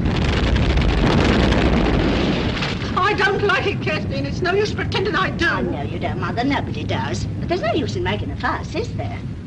Cheer up. There's a dear. Are you all right, Frida? Yes, thanks. If you're cold, I can run up and get you an eider-down. I'm quite warm. We'll have some tea in a minute anyway, just to keep us going.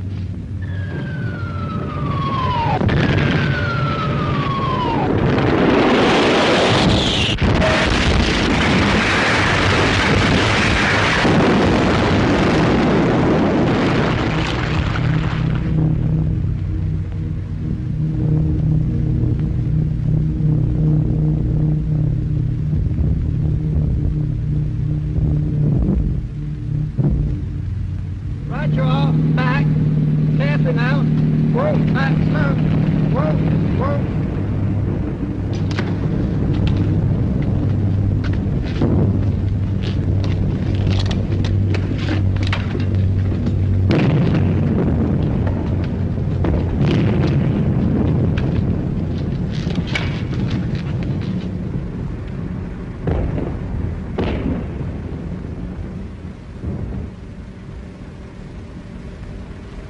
Tell Walter.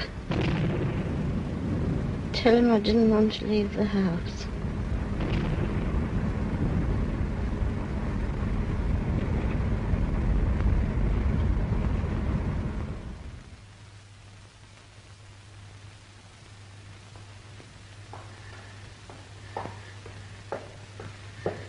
Nurse. Nurse. Is it all over? Yes, dear. It's all over. Don't worry. Mother and child doing well.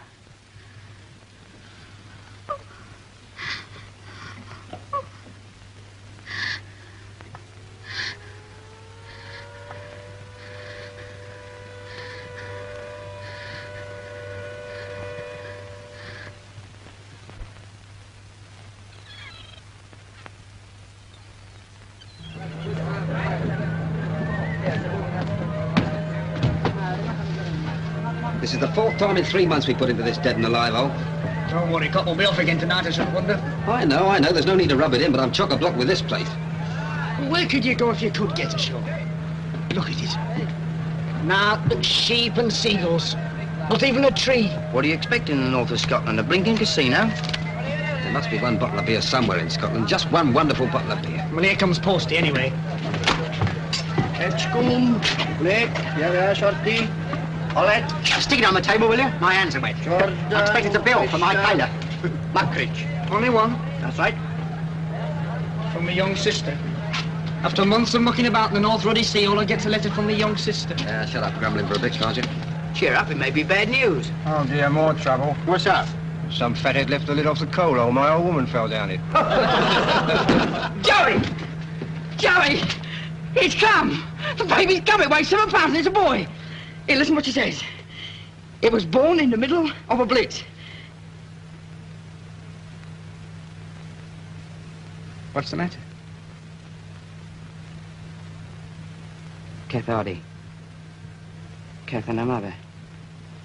The whole house went and they got killed. Mrs. Hardy? Yeah, my missus was living with him, you know. I wonder if anybody's told him. They haven't got any kids, have they? No, they ain't got no kids. Oh. Suppose I'd better go and see if I can find him.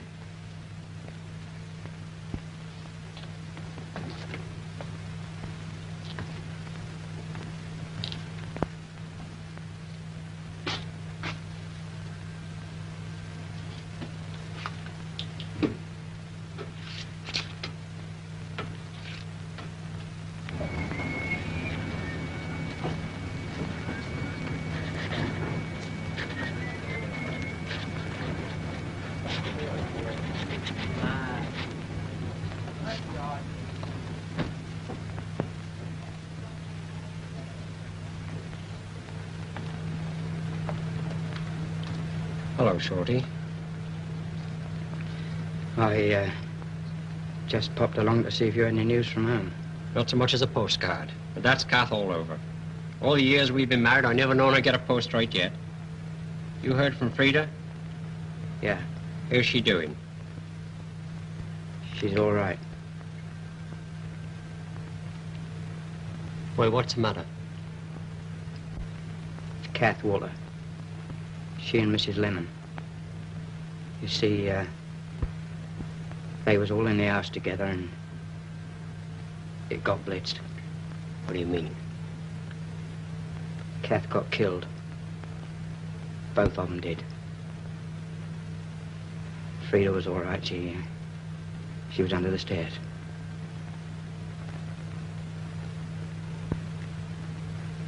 Oh, I see. So, I thought I'd better come along and tell you, seeing that... Thanks, son. I'm much obliged. I'm much obliged.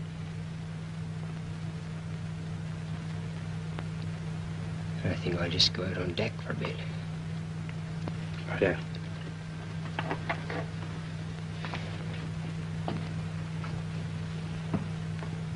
I'm glad Frida's all right. Yeah, she's fine. We got a son. I'm glad. Congratulations.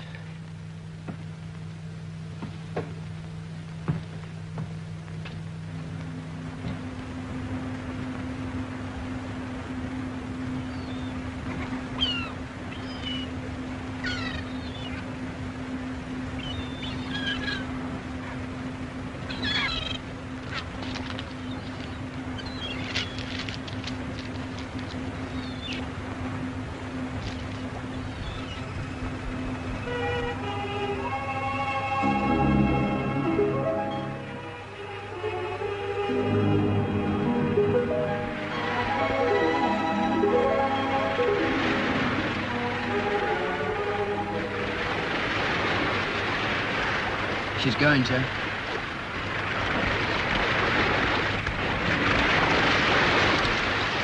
Three cheers for the ship. Hip, hip, hooray! Hip, hip, hooray! Hip, hip. Look out, they're coming again!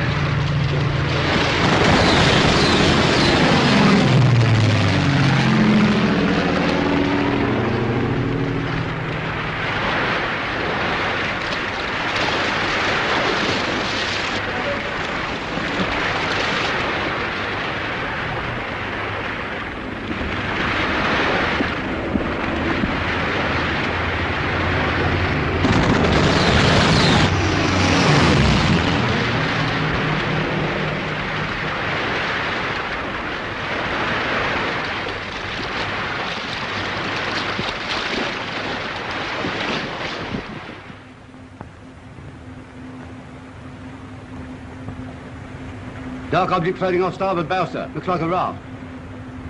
You're right, yeoman. Stand by to pick up survivors. Aye, sir.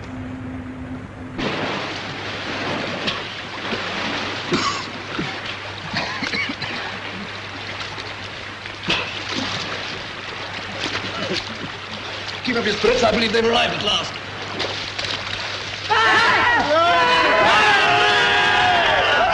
One of the old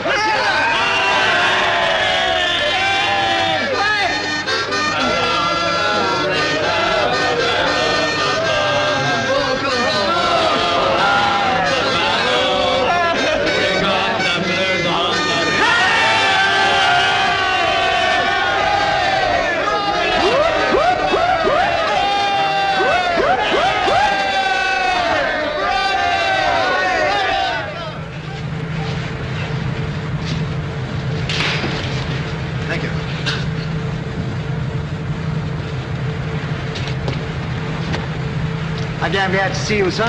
Thanks, number one. Captain sends his compliments. Hopes are all right, sir. Fine, thank you. Tell him from me. I warned him. He won't get command of this flotilla yet. It was extraordinary luck finding you, sir.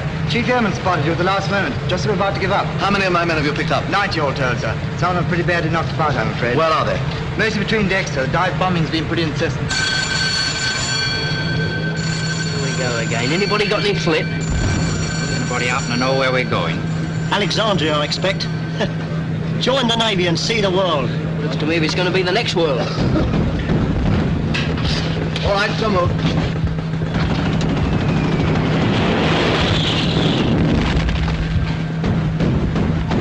Glad you're okay, sir.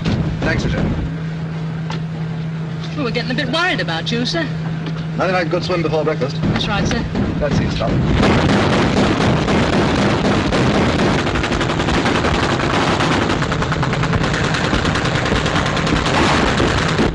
Snotty, give me a piece of paper and a pencil.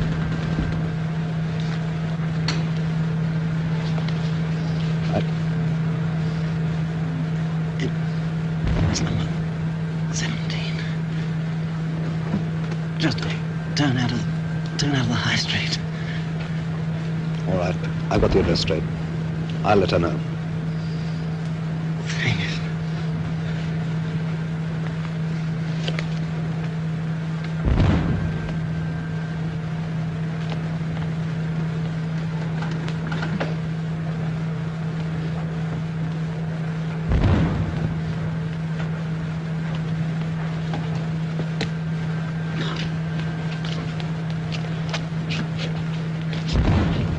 Oh, Sandy.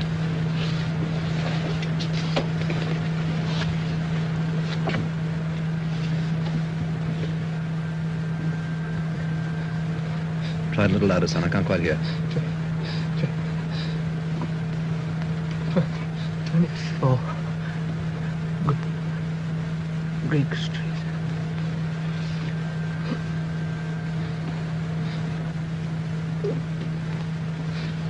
All right, don't worry. I'll write and tell them they can be proud of you.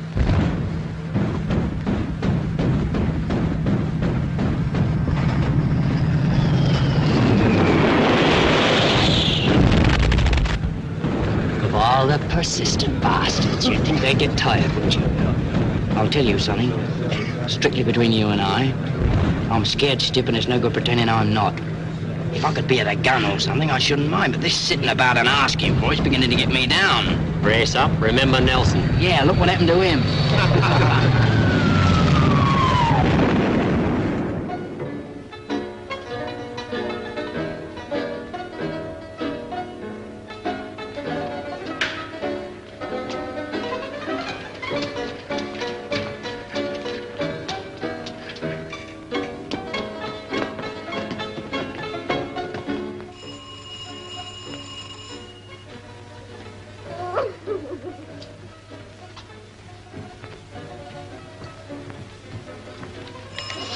Oh, all right.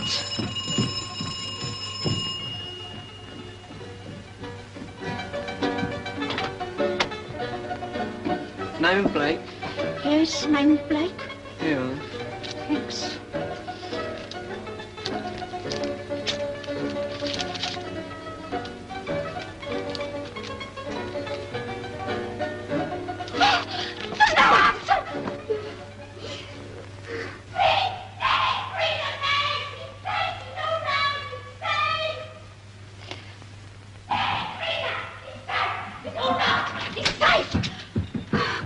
it? It's not.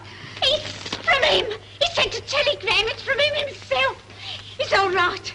My boy's all right. But the ship went down, didn't it? It said so in the papers. Look.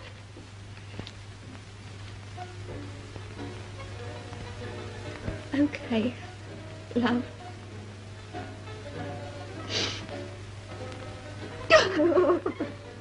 There, dear.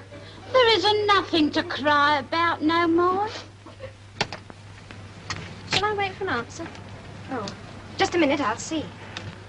Can we go down to the village after tea, Mommy? I want to go on my bicycle. I want to go on my bicycle, too. You can't. You've got a flat tire. But I'm going to pump you off again. The girl's waiting for an answer.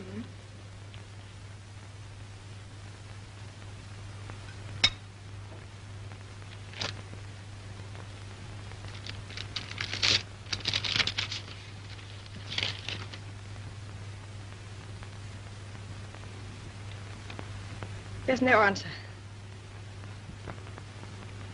Tell Mrs. Bates and John it's from the captain and everything's all right. I'm so glad, Mum. Thank you, Emily.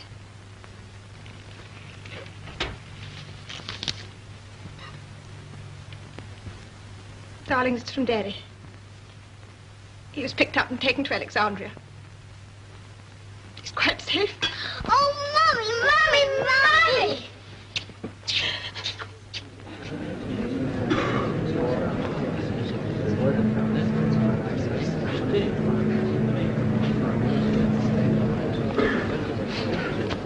Ship's company!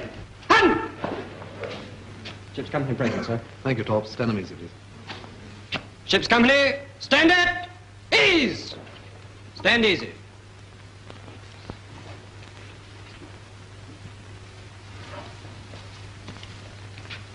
Come a little closer.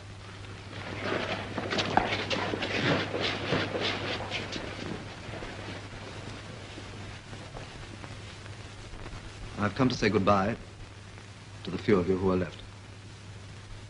We've had so many talks, and this is our last. I've always tried to crack a joke or two before, and you've all been friendly and laughed at them. But today, I'm afraid I've run out of jokes. I don't suppose any of us feels much like laughing. The Torrin has been in one scrap after another, but even when we had men killed, the majority survived and brought the old ship back. Now she lies in 1,500 fathoms, and with her, more than half our shipmates. If they had to die, what a grand way to go. And now they lie all together with the ship we loved, and they're in very good company. We've lost her, but they're still with her. There may be less than half the Torrin left, but I feel that we'll all take up the battle with even stronger heart. Each of us knows twice as much about fighting, and each of us has twice as good a reason to fight. You will all be sent to replace men who've been killed in other ships. And the next time you're in action, remember the Torrin.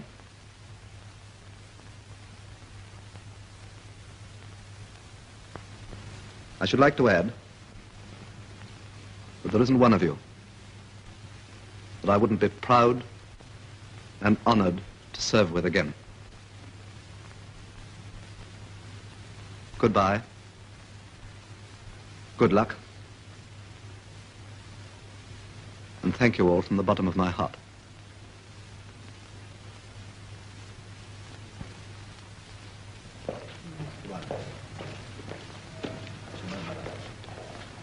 Goodbye, sir. Goodbye, Hank. Goodbye. Goodbye. Bye, sir. Goodbye, Rawlings. Goodbye. Goodbye, sir. Goodbye. Bye. Goodbye. Goodbye, sir. Goodbye. Best of luck, sir. Thanks, Harris. Goodbye. Best of luck, sir. Thanks. Goodbye. Goodbye. Goodbye, sir. Goodbye. Thank you. Good luck, sir. Thanks. Goodbye. Best of luck, sir. Thank you. Goodbye. Goodbye, sir. Best of luck. Thanks, Reg. Goodbye. Yes, sir. Very best of luck, sir. Thanks, Moon. Goodbye. Goodbye. Goodbye, Fisher. Goodbye, sir. Goodbye, Morelli. Bye, Hollett. Goodbye, sir. Bye, Edgecombe. Goodbye, sir. Bon voyage. Thanks, Roddy. Bye, sir. Goodbye, Mickridge. Good luck, sir. Thanks, Blake. Goodbye. Goodbye, sir. Goodbye, sir. Goodbye, Hardy.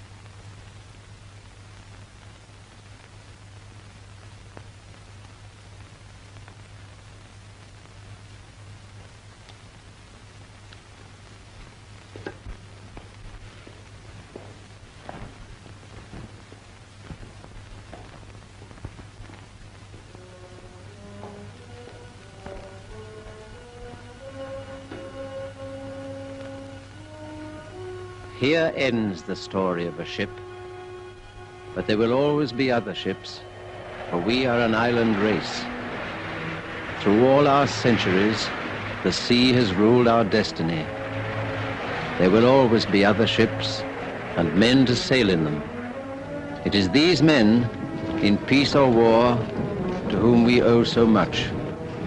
Above all victories, beyond all loss, in spite of changing values in a changing world, they give to us, their countrymen, eternal and indomitable pride.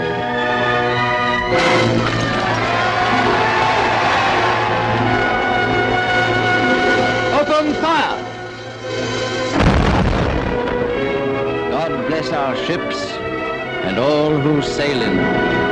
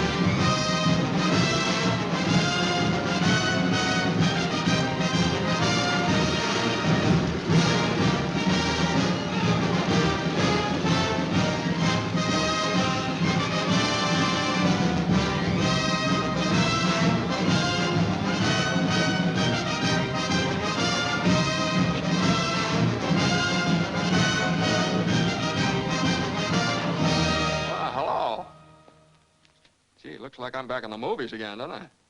Well, as a matter of fact, I like to do some talking. Don't go away until I get this thing off.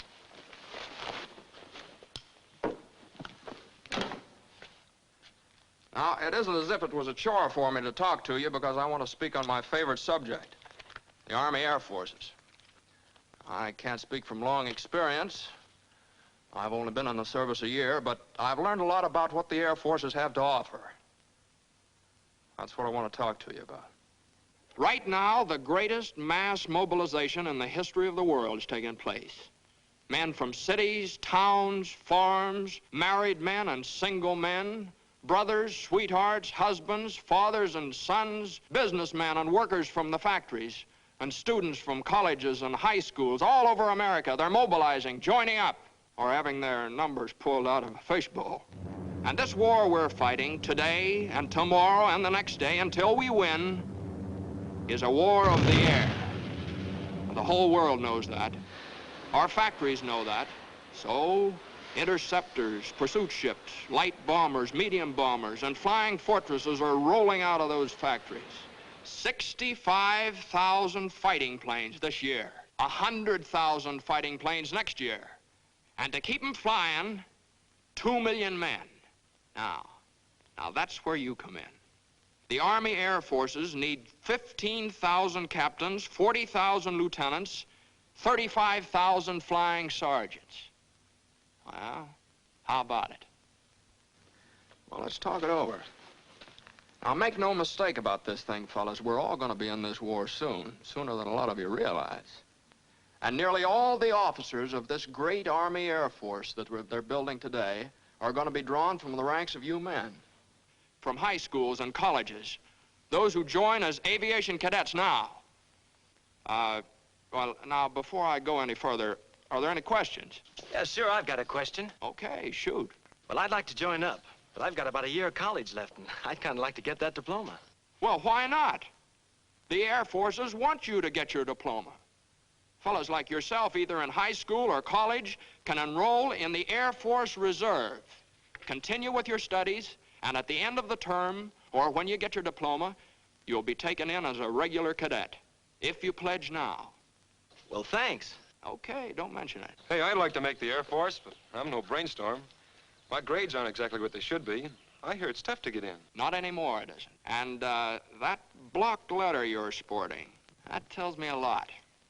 Basketball, football, baseball, or some activity where coordination, control, and the ability to work together with the rest of the team, that's important. The same in the Air Force. They're one big team, and they need men who can pull together and play the game. So you and your teammates should be a cinch in this, the biggest all-American team we've ever had. Now, here's a fellow who works in a filling station. He looks as though he's got something special on his mind. Say, how about it, fella? You know, I've been interested in the Air Forces for quite a while. But I'm 26 years old and got a wife and haven't had a chance for too much education. What about me? Well, from where I'm standing, you look like you're ready to sprout wings any minute. Hey, wait a minute. You see, formal education is no longer a basis for determining a man's intelligence in the Air Forces. And married or not, you'll receive $75 each month while training, and board and lodging, and all the necessary uniforms and equipment. And you have as much chance as the next fellow of becoming one of those 15,000 captains and 40,000 lieutenants or 35,000 flying sergeants I was telling you about. Yeah? Say, that sounds great. I think I'll go and phone my wife. I'd like to get something straight in my mind. I'm one of those high school students you've been talking about, but I'm not old enough. I wasn't planning on going to college, so well, where does that leave me as far as the Air Force is concerned? Fella, you sound like the forgotten man. But if you're close to 18 and you're over 5 feet in altitude, you can be one of us just as quickly as anybody else. Okay. Just make out that application for the Air Force Reserve. Now, your physical examination. Well, that's not going to be so tough. If you're an average guy and normally healthy, you'll make the grade, all right? So one day you say goodbye to Mother and Dad. They're pretty proud and happy, too. Especially Dad. His suspenders are about to bust.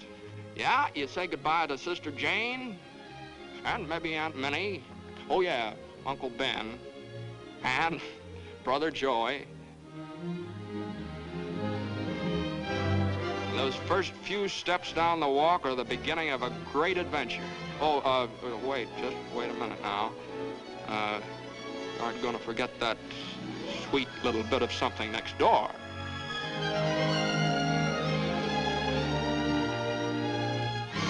And you're on the train with a lot of other fellas, probably many from your own school or neighborhood. Oh, yeah, I forgot to say, Uncle Sam bought your ticket. And your destination reads any one of a number of reception centers, maybe in California, maybe down in Texas. It's here that lasting friendships are made because you and your teammates are aiming for the same goal. That big, beautiful, wonderful V that spells victory. And now it begins. Now, here's a sort of a composite picture of what happens to you in the first few weeks of your aviation cadet training. You find your room, meet your roommate, get a haircut, Army style, and try on a new pair of shoes and a new uniform that really fits. Then, time to eat. Those chops are on the fire. Eat with a few hundred other guys just as hungry as you are. In ground school, officers with years of experience patiently explain what makes them fly. And then one day, when class is over, you get all rigged out in what the well-dressed birdman will wear. You feel like quite a guy as you meet your flying instructor. But always in your memory will be the thrill of that first beautiful morning when you took off for the first time. Now, what you're going to see next isn't considered exactly a part of the regular training course. But you're a chump if you don't include it in your curriculum.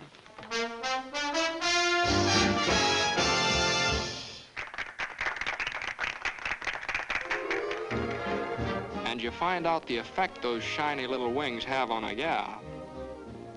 It's phenomenal.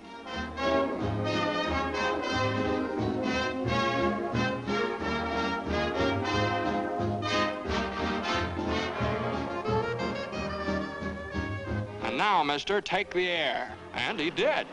Well, time has marched on. Here you are, cruising along in a BT. That's basic trainer to you. And twisting your tail into a few acrobatics and loops and barrel rolls and snap rolls. Some fun, huh? And a few more weeks roll by.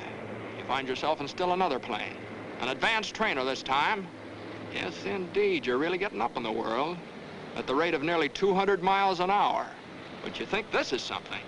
Well, now, just wait. Fellas, shake hands with Mr. B-17 and a few of his big brothers. Now, watch out now, he's tough.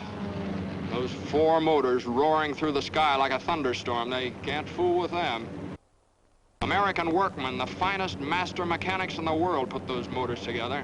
Made them live, made them breathe, made them roar. Yes, sir, a whole army of workmen, designers, engineers, and just plain guys who wanted to do something for their country. They put that B-17 together. A few thousand of these babies will win this war for us, and a few thousand guys like you in there flying them. And remember, we said something about a team. Well, 9 men are inside that plane, each with an important job to do. So let's go in and take a look around. Let's meet the team.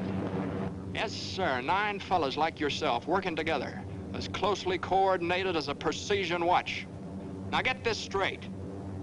The pilot is not the most important fellow inside this plane. All 9 members of the crew are equally important. For example, the pilot and the co-pilot can take the plane off the ground and set it back down again, but where would they be without the navigator? Now meet him. He's the gentleman sitting right there with his pencils and calculators. He's responsible for getting the giant bomber to its destination and back again. Now, you might like his job.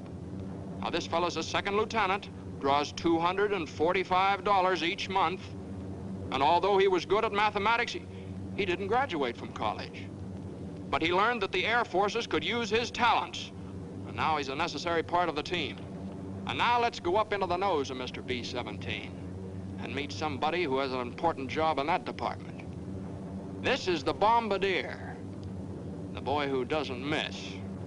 You see, flying the plane is wasted motion unless this lad hits the target on the noggin. The finest pilots in the Air Force would be behind the 8-ball if the bombardier couldn't hit straight. And he's a full-fledged commissioned officer, too, wears his wings, draws the same pay as the pilot or the co-pilot. Now, back in the main body of the plane, we've got some more important positions. This fella is the #1 engineer. He keeps the motors turning and the thousands of working parts all through the bomber inspected and in repair. And then comes the radio operator, who keeps the bomber in constant communication with its home base, and the photographer who keeps a photographic record of what takes place on the earth below while the bomber's on its mission. He's sort of an official scorekeeper, checking up for future reference. Now, the remaining members of the flight crew are #2 engineer and #2 radio man. So you see, being in the Air Forces isn't all piloting, or all navigating, or all bombardiering. It's teamwork. And each member of the team is just as important as the next one. Now listen, it takes 38 men on the ground to keep this bomber in the air. So let's go downstairs and meet the ground force. Jobs? Why, there's one to fit every kind of fellow who wants to play on this all-American team. Meet the armament officer. Now, he's in charge of 12 bombers, more or less like the one we just looked over.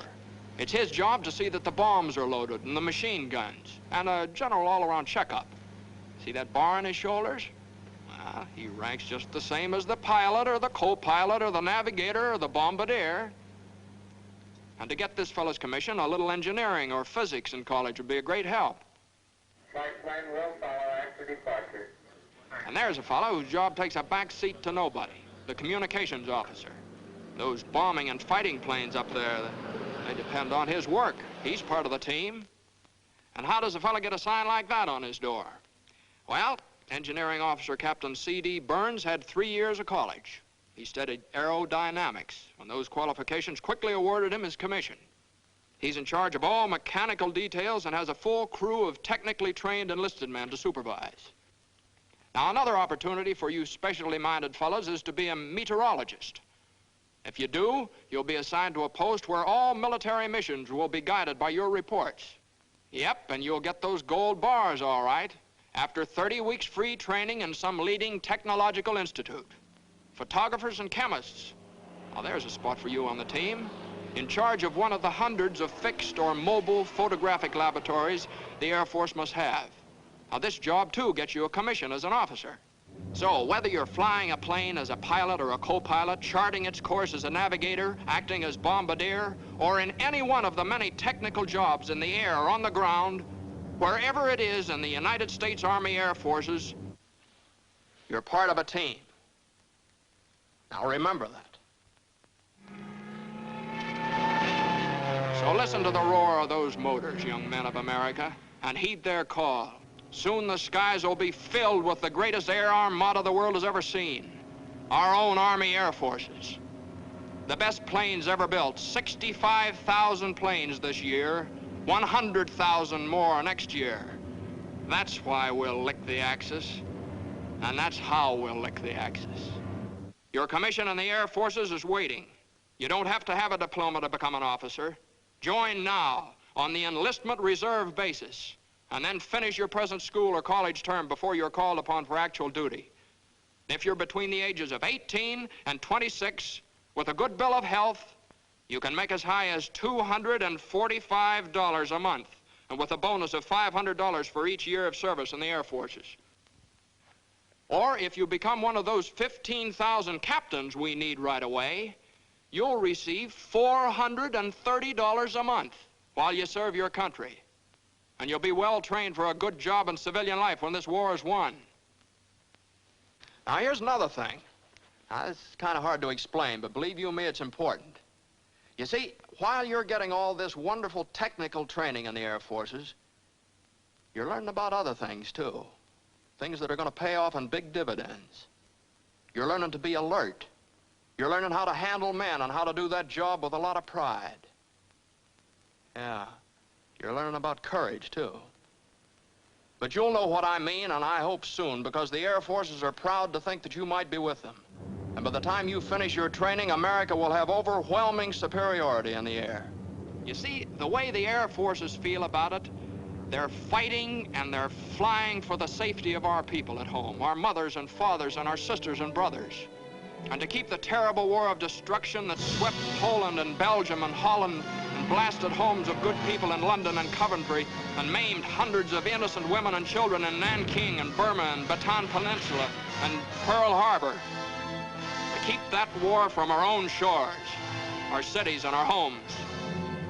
The roar of 100,000 motors sing their song, and theirs is a song of freedom, and their wings outstretched in the cause of decency. And each spinning prop drones in vengeance against those who would destroy our way of life. But somebody's got to fly them.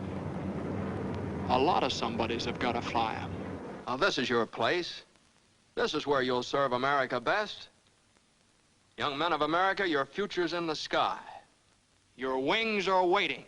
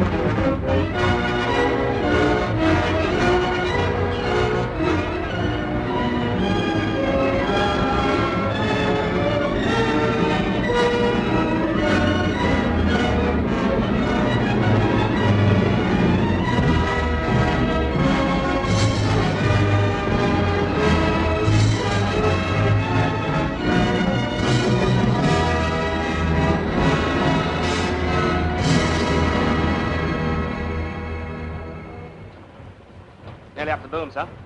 Yes, we'll be in by tea if you don't hit it. Keep on the same course, Ronnie. Start.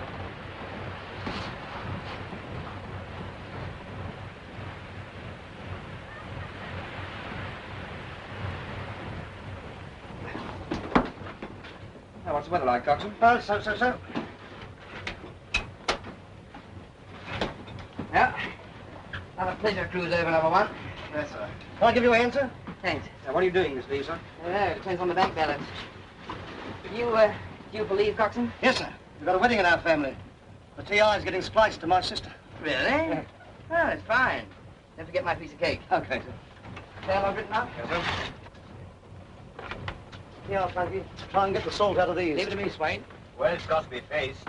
One of us has got to miss his leave. What's that? Oh, hello, Dickie. We were just talking about Arnold going sick. This was his turn to stay behind this time. Yeah. You weren't thinking of taking his place, were you? Who, me? You. Not at all. Somebody's got to stay behind. I know that. Having tonsils at your age. Why didn't you have them out when you were a kid? My mother didn't believe in it, sir. Yeah, well, we've got to fix this. Now, let's see. You're already staying behind, aren't you, Nobby? Yes. How about Tiggy? He doesn't mind missing his leave. Oh, and what about the TI here? And yourself, Cox? Now, you know as well as I do that Mike's getting married this leave. As he happens to be marrying my sister. Oh, you two in this wedding. This is the third time it's cropped up. Well, it's just not my fault that something always happens to interfere. Yes, well, nothing's going to interfere this time. That's right, Coxswain. Get them all tied up. Shut the hatch, plug the boat. You're done for this time, T.I. Who asked you to butt in, Hobson? I like to take a look at the petty officers now and again. It's good for discipline. I wish he was one himself. I'd have put him down for this. Don't you take any notice of him, Mike. Just because he's mucked up his own life, you get your doodahs. I'll put Williams down for this job, and you can lump it. Yeah, but we ain't all got your sex appeal, Canada. Ah, it's easy. Anybody can pick up a dame outside the factory. Sit still, jellyfish. I found a nice piece of homework myself last leave. Works in a fake shop. Well, at least sure to be good for a packet of 20, then. Suppose you'll be seeing the wife. What? I was talking to Dusty. She'll be parked outside the dock gates now.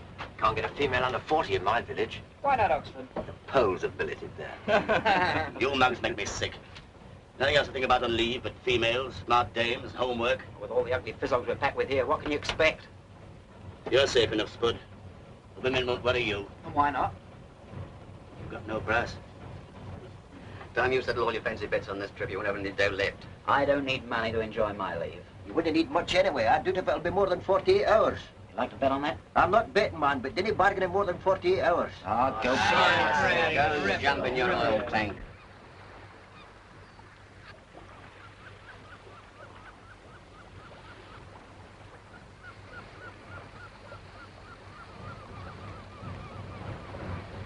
Sound off, Coxswain. Stand to attention on the casing.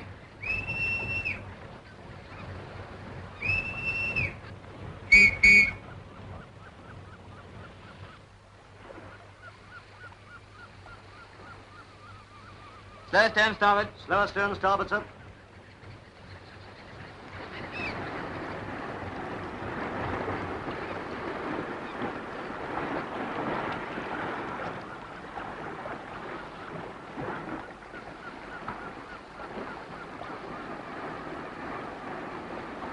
Hello, Freddie. A nice quiet trip? Yes, worse luck. I see you've sunk another couple of fishing smacks. Yes, just a 10,000 tonner and a 4,000. What the hell do you work with, old Moore's Almanac?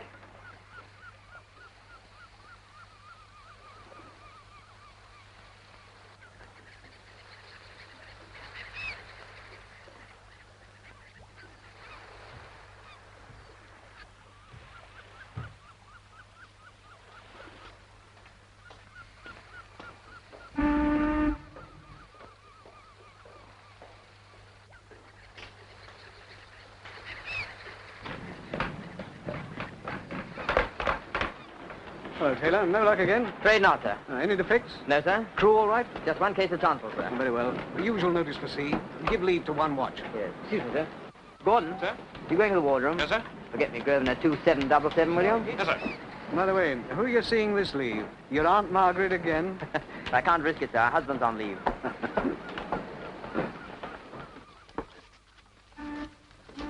No, one for you. 3 for the skipper. Wild violets. Jasmine. Fish and chips. Fish and chips. Hello, Freddie. Hello, Dick. Pink gin, please. Hello, sir. Hello, Skipper. Nice trip. Very boring. Glad shave. Yes, I'm using a cutthroat. Your call, sir. Thanks. 2 pink gins, please. I'll bring them that way. That you, Drake? Now, how's the gout?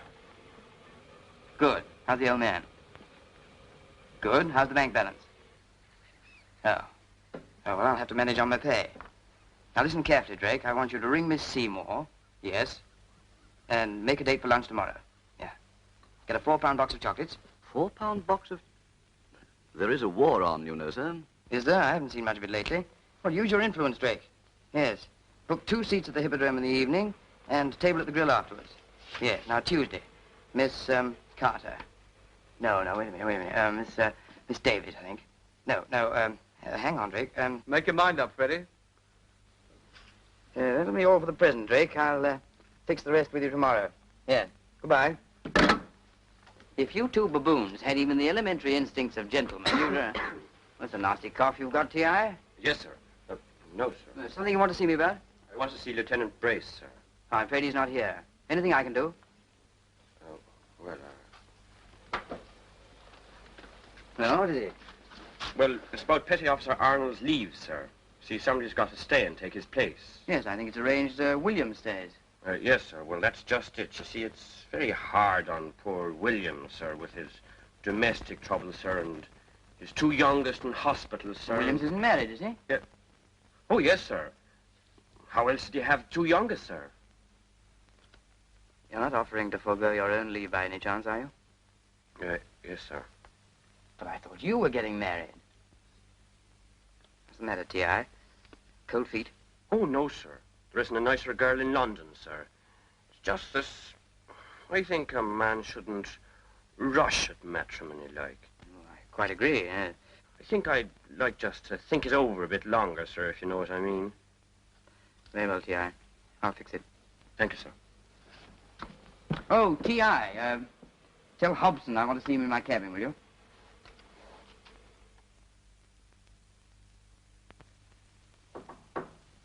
Come in. Oh, it's you, Hobson. Come in. I wanted to have a little talk with you unofficially. Cigarette? No, thanks, sir.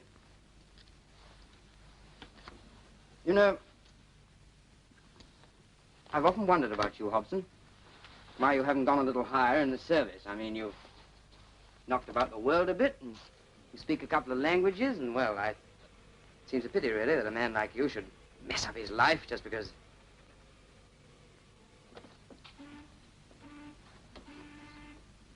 Look here, Hobson, I've had a letter from your brother-in-law. I think the best thing I can do is to hand it to you. You don't have to read that to know what's in it. It's about your wife. She wants a separation. Why can't he stick to his fish and chips and keep out of my business?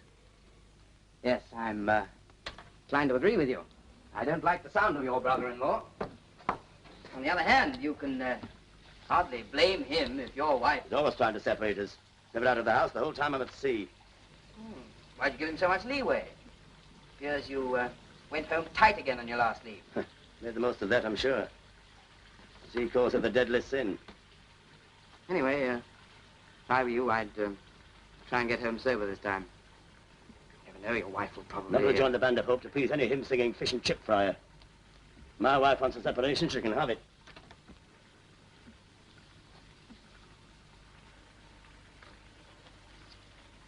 Is that what you really want me to say? Yes, sir. Anything else, sir? No. That's all, Hobson.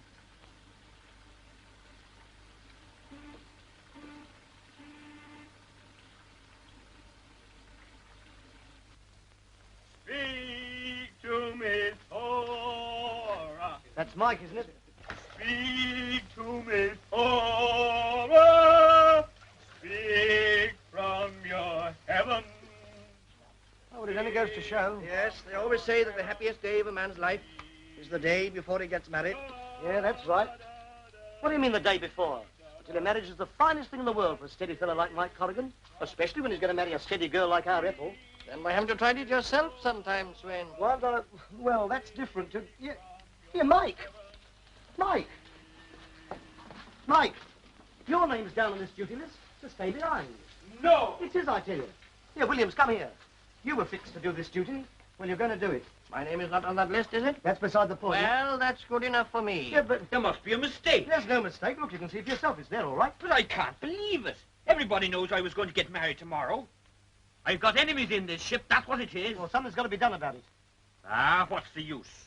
An order's an order. Every time we try to fix something up, something happens to spoil it. We're powerless, Dickie. Playthings in the hands of an unseen fate. That's what we are. Yeah, well, playthings of a foot. Anyway, don't you worry. I'll fix it. I'll see to that. But, Dickie,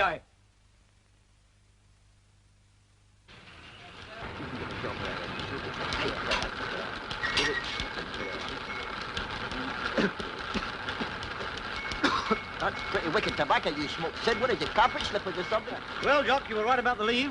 48 hours. Aye, this is a set. It's not one going ashore for. That's right. I knew you wouldn't mind staying behind. No, but staying behind? Yeah, and I'll put you down in Arnold's place. I knew you wouldn't mind. Nothing of the sort. 48 hours or 1 hour. I'm entitled to my leave whatever Now, it is. Jock, I've I been wouldn't fighting ask on you this. to do something for nothing.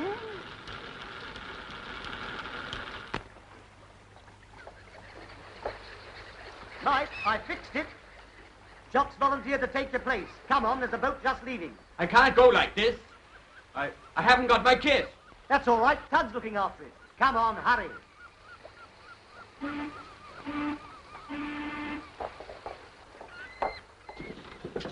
Have a good time, Mr. Coxswain, but keep up the beer. Lucky for you, you didn't take that bet with me, Spud. What bet? About the leave being 48 hours. Lucky, did you say? It's the only bet out of one on the whole trip. Don't be balmy. Barney? Hey, Tug, how long is this leave? 7 days. 7?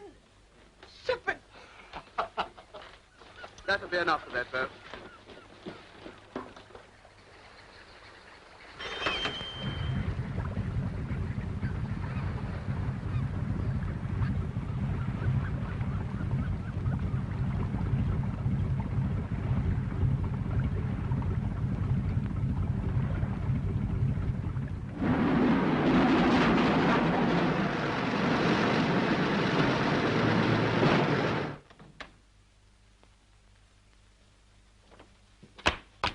Watching me old Gladys.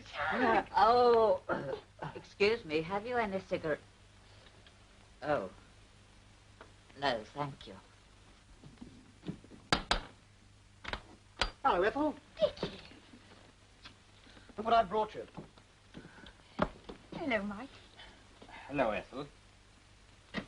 Put that light out.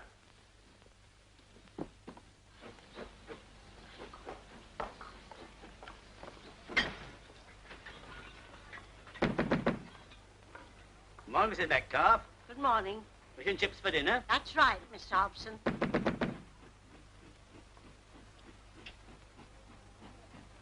It's no use knocking. She's gone. Gone? To the shop? Aye, over a week ago. Here's a present for you. For me? Hello, Mr. Hobson. Here you are, son. There's a football for you.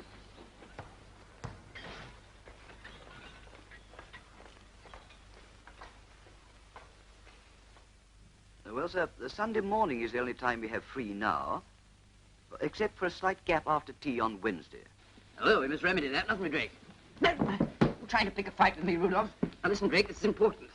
When Miss Lake calls, Miss Lake, have her put through here right away, will you? Right.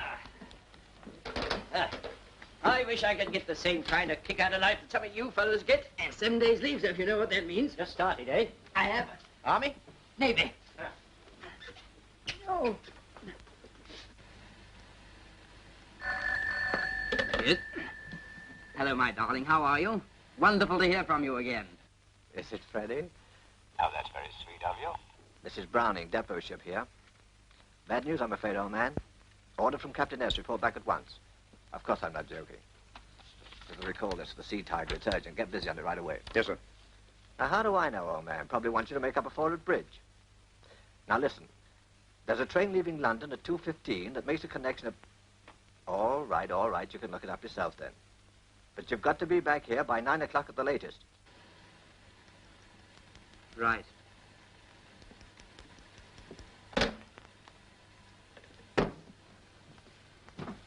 Mister? Yes, I'm finished. Very first day of my leave. First I've had for months. What's the trouble? Leave cancelled, just like that. After all the trouble I've gone to, all those dates I've fixed, everything blown sky high. Troubles at the top. Silly old josses who couldn't run a regatta. Spend all their time giving orders one day for the sake of cancelling them the next. Quite right, my boy. I've had to fight against that sort of thing all my life. Goodbye.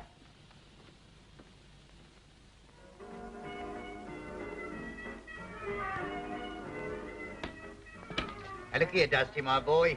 This slate ain't elastic, you know. Ah, but it will stretch till next Saturday, won't it, Gov?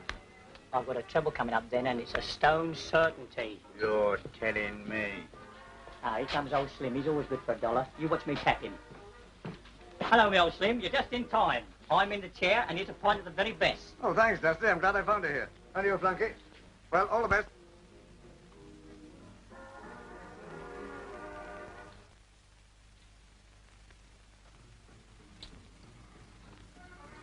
Slim, old man, we was just saying... I've got some bad news for you. You report to the ship immediately. And you. Both of you. What is this, a joke? It's no joke, it's an order. You're sailing tonight, so get a move on. But, Slim... Always good for $1, eh? Hello, customers. Hello, you old grease spot. Still frying the same old dogfish. What have you come for? I've come for my wife, that's what. But she doesn't want to see you. That's for her to say. She's out. All right, I can wait. In the meantime, I have a few chosen words for you, my lad. Now, look here, Hobson, don't make a scene. Can't you see I'm busy, all these customers? Okay, Sid, okay. I'll give you a hand. Don't bother. No bother at all. What's yours, missus? A 6penny and 2 penn'orth. I brought me paper. Yeah, that's the stuff. Service, that's what I like. Service. Here, fish is good for the brain. Aye. Yeah, looks as if you could do with an extra bit, lass. Here you are, dumbs the lot. E. Hey, Jack, 2 fish and 4 chips. Service and civility, that's my motto. Service and civility. Now, look here, Hobson. Here you are, lass. Over 10 to 1. Penny back for you. Now, who's next? What about you, young lady? You got all you want? Here, come on, sailor, serve me. Hello, Daddy. Hello, son. I've come to take you home, Pete. What do you think of that? Have you been in your submarine? Have I been in my submarine? Hey, 3 6pennies, mister. Better than that. I brought it home for you. Here. What do you think of that? Daddy. Go back in the kitchen, Peter. There's a good lad. Fish and 2 penn'orth of chips. Alice, just a minute. I'm on my 7 days. I thought perhaps we might... Oh, Jim.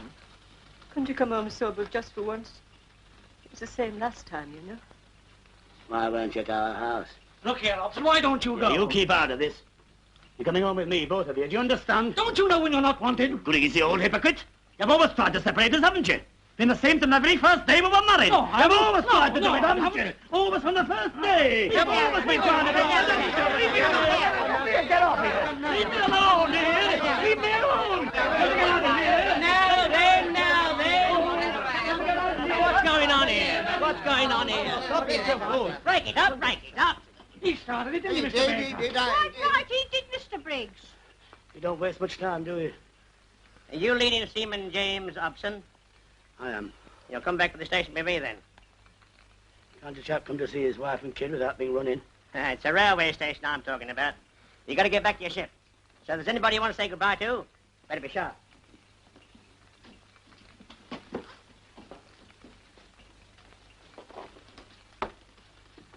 There's nobody here wants anything of me.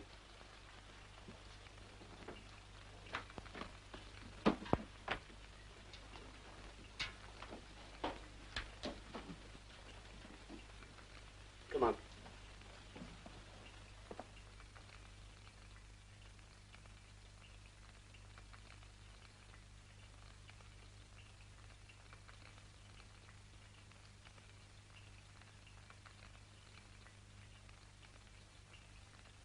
Is the last rose of summer left blooming alone? Here's Ernie with the taxi. Come in, Ernie, and have a drink. Here, it's time you and Tug got along to the church. Go on with half an hour yet. There's no hurry. Ah, sure, there's no hurry. What do you mean there's no hurry? Plenty of blokes would like to change places with you, Mike. Now, look here, Charlie. He won a fair and square, so that's that. Sure. Just bit me on the post, didn't you? Well, there's still hope. Old Tug here might lose the ring. Never catch me losing nothing. No? What about that little lady you brought here from the fag shop? Well, what about her? You didn't see the coxswain going in the scullery, did you? No. Mind you don't burn them pretty fingers. You're getting in my way, Mr. Davis. Oh, come off it. You know you've got me hook, line and sinker. Now then, Ducky, what do they call you? I've told you. Miss Harcourt. Blimey, I can't keep on calling you Miss Harcourt. It sounds balmy. Of course it does. Think of having love to Miss Harcourt tattooed right across his chest. Sissy. Has the beer gone already? Now, Dickie, I'm only trying to be helpful. Helpful, you square-headed... So that's what he does? He has girls' names tattooed all over him. Well, I wouldn't say all over him, but he's got a few. Hey, Dickie? Go on, show her that one on your wrist. Go on. I'll show you something at the end of my wrist, you script. Now, Dickie, Listen, I'm Miss... only trying to be helpful. Miss Harcourt, I can assure you he's the biggest... That'll be her coming down.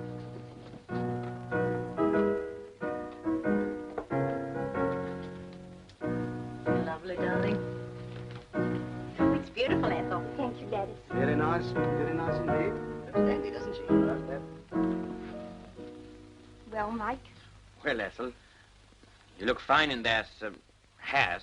I never felt so nervous in all my life. Have a glass of port, Dux. Buck you up. Thanks.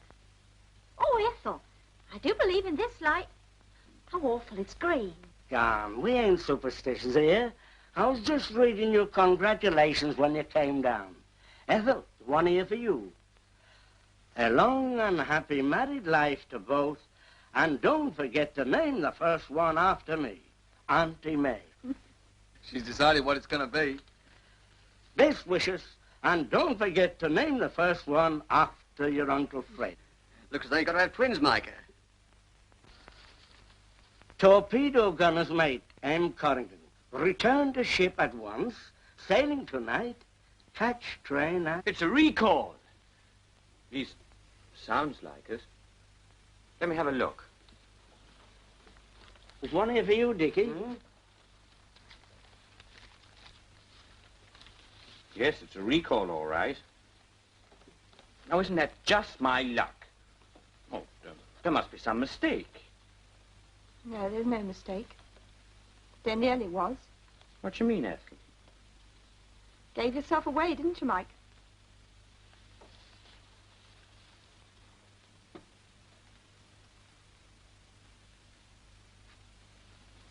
What are you getting at? It's not Mike's fault we've been recalled. Mike knows. Don't you, Mike? But Ethel, But you can't do... What's the matter with her, Mum? Ethel. I don't understand. What did you mean by gave yourself away? I don't know. You didn't by any chance get somebody to send these telegrams, did you? What, me do a thing like that? Yeah. No, they're genuine, all right. Well, boys, you better be going. England expects you now. Oh, you're in a terrible hurry to get rid of us, aren't you? No offence, Mike. We've all got to do our bit. You and your sub and me and my reserved occupation. It's submarine, twerp. Get your kit, Mike. And you, Wilson. What for? There's no recall for me, Dickie. You don't expect it to come here, do you? Come on, get a move on. And not so much of the Dickie. You're under the coxswain's orders from now. Oh, all right, all right. Off it. Well, I'll be seeing you.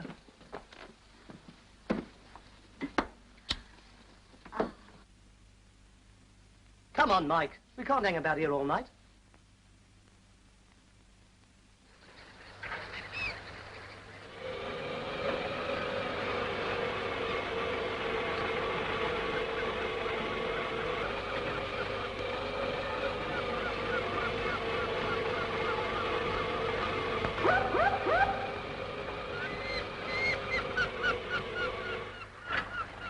Now, lower away handsomely. All right, in your check line. Slack off, Al. Go on, let it come. All right.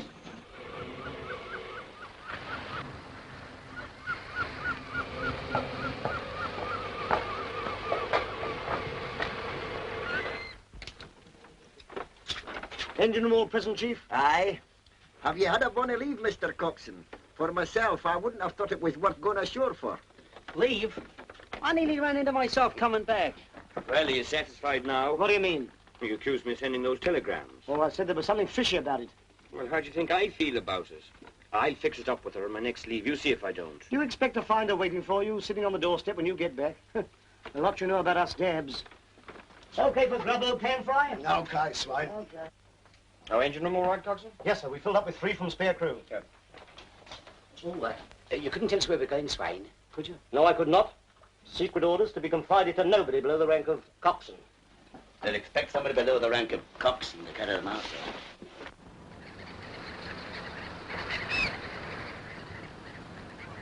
All hands on board, sir. Very good. Excuse me, sir, I suppose you haven't got any idea where we're going. Afraid not, Coxswain. Looks like something hush-hush. Yes, sir. Well, you ought to have a more interesting time this trip, Taylor. Good luck. Thank you, sir. Sure, David. Cheerio. And if you bring it off, I'll stand you a scotch. Make it a double and it's guaranteed. All right.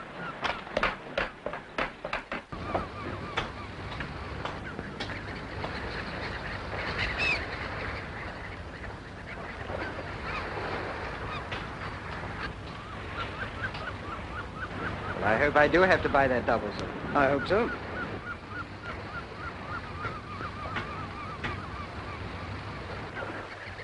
Thank you, Carl. Aye, sir. All set? Ready to see, sir. Let go forward. Let go your forward spring. Let go off. Slow stand starboard. Slow stand starboard, sir. Slow ahead port.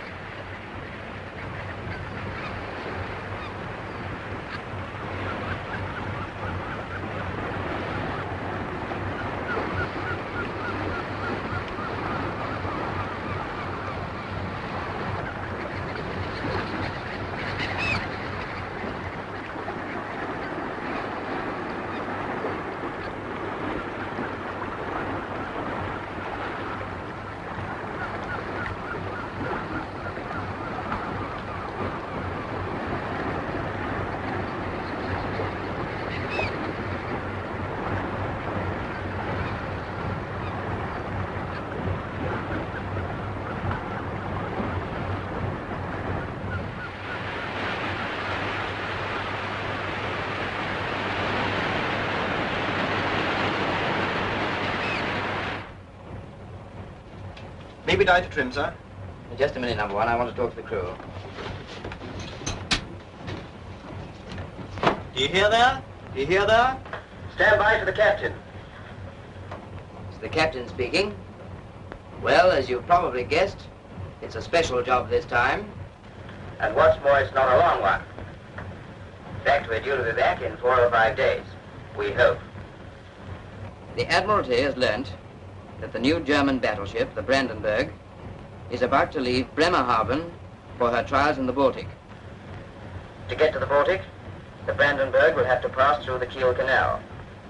And to get to the canal, she'll have to hug the coast past Cuxhaven and into the Elbe. We are expected to intercept and sink her. Now, there's only one thing more, and I hope you're listening in the engine room. We must be in the Heligoland fight within 48 hours at the most. So we shall need every ounce of speed we can get. Do you hear that, your leashy bakers? This also means we must risk sticking on the surface as much as we can, even in daylight. So every one of us must be right on his toes every moment he's on duty. That's all.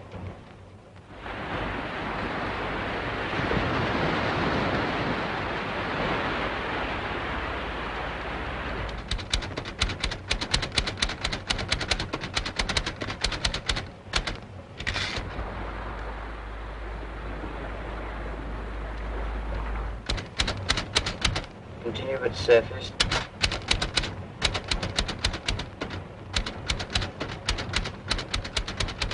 $13:30 hours. Spotted plane approaching. Looked like one of ours. They dived at once.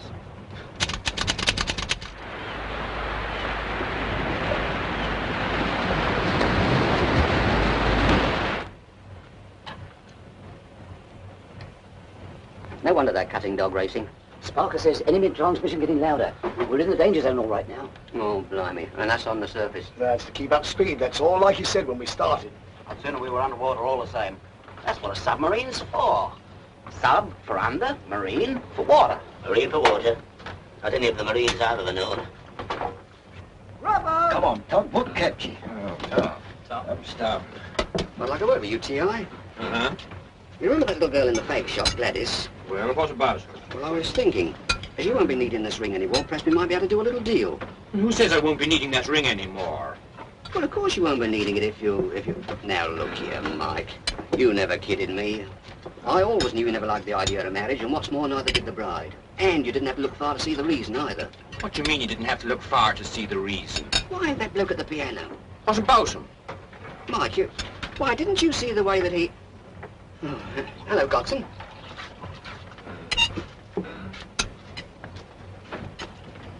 What did he want? Oh, he was trying to do a deal on my wedding ring for his girl. The less you say about weddings, the better. His girl. His girl? Did he mean the girl of the tobacconist? The conceited son of a... You ought to have seen the look she gave me when we were leaving. What you trying to do, Sway? Pinch her? Pinch her. Don't have to pinch her. She knew who the best man was, all right. If he gives you any trouble, you can easily buy him off with a box of cigars. Can't you, Mr. Tubbs?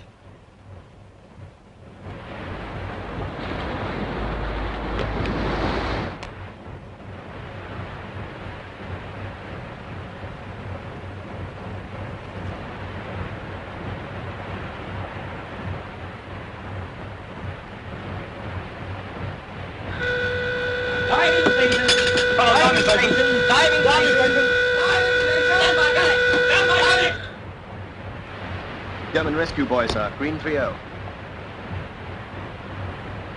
Drill room. Gun action. Machine gun up.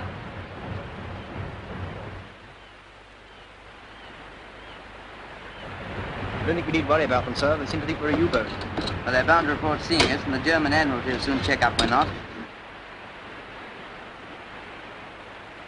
Sie haben uns gesehen. Kommt ihr hin? Haben Sie uns gesichtet? Jawohl. Verflucht! Ein Engländer! He grumbled us, sir. They'll be wirelessing. Chef? Yes, sir. As soon as you're ready, help yourself to that aerial.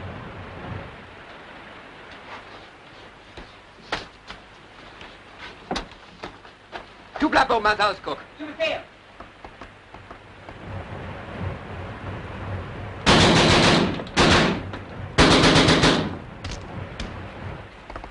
Stop!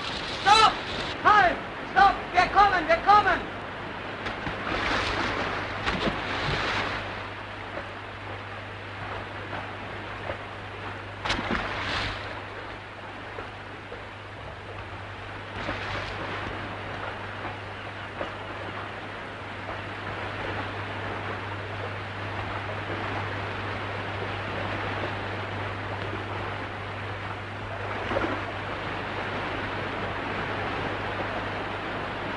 Take the two below, Chef. Aye, sir.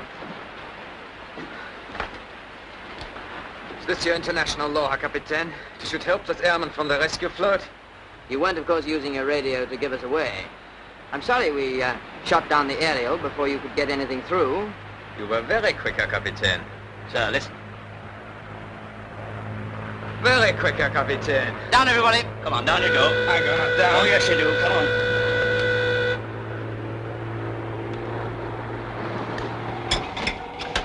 Out of the way. All right, take the prisoners forward and fix him up some dry gear. All right, sir. Come on, you two. Come on, you.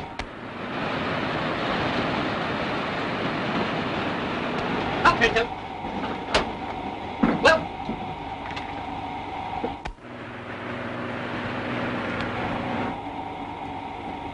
Down, Pinto. What's the jury, sir? Didn't have time to see. Shot cues. Probably one of our blue cream boys. Well below now. Keep her at 90.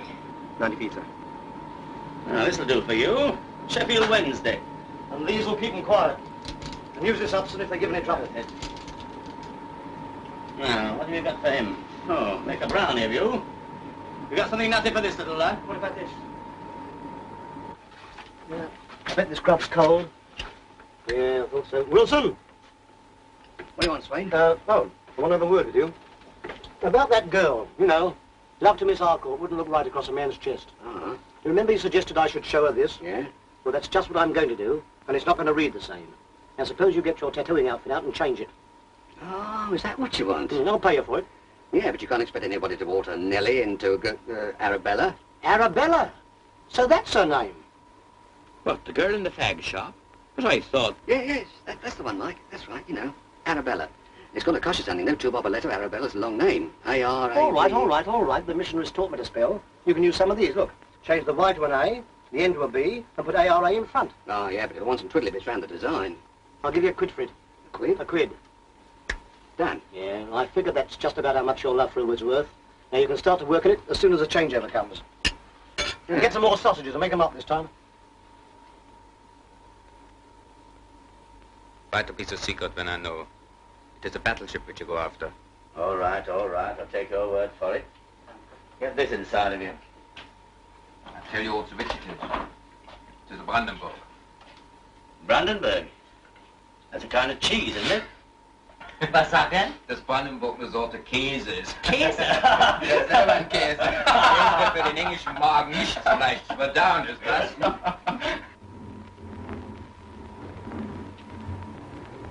Slow port. Stop starboard. Slow port, stop starboard, sir. We're up to time anyway. Yeah, it's a nasty patch coming, sir. Group down. Watch your depth.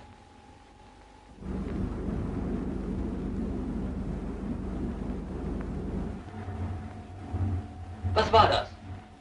What was that scraping? We're passing under a minefield. That'll be a cable. Was sagt er?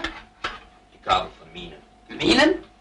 The real fun will start when we meet the underwater barrage. Was sagt er schon wieder? Ah, halt's Maul, der macht nur Spaß. Der glaube ich nicht. Wir müssen dem Kapitän sagen, dass sie die Brandenburg gesichtet haben. Nichts wird gesagt. Warum denn nicht? Natürlich, damit umgekehrt Wollt wird... ihr endlich das Maul halten? Wir haben nur zu sagen, dass wir die Brandenburg gestern bei Cuxhaven gesichtet haben und dann wird...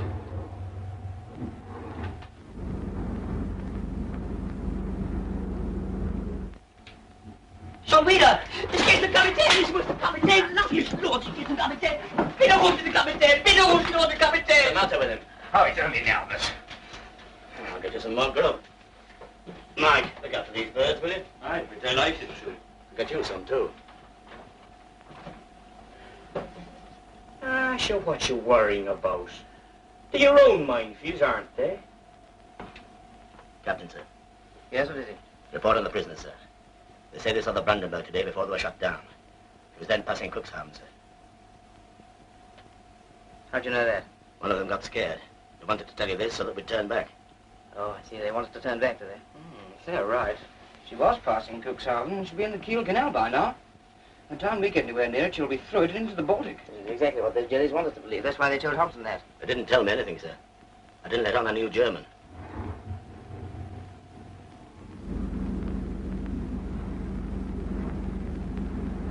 Herr Kapitän! Herr Kapitän! Herr Kapitän! Hören Sie doch! Herr Kapitän! Herr Kapitän!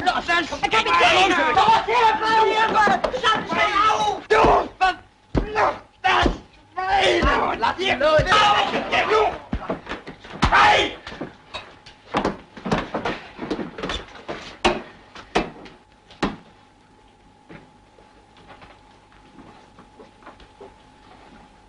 Just about done him in, sir. Steward, get the coxswain to come and fix him up. Aye, sir.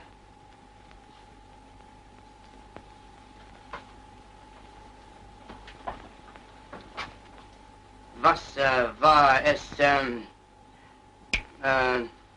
ask him what the other bloke was trying to say. Was wollte er sagen? Ich werde Ihnen sagen, Herr Kapitän, dass wir die Brandenburg heute früh bei Cuxhaven gesichtet haben. Die Brandenburg bei Cuxhaven heute früh. Sie muss schon dicht bei Kiel sein. But I told you, sir. They saw the Brandenburg near Cuxhaven early this morning. Said you should be near Kiel by now.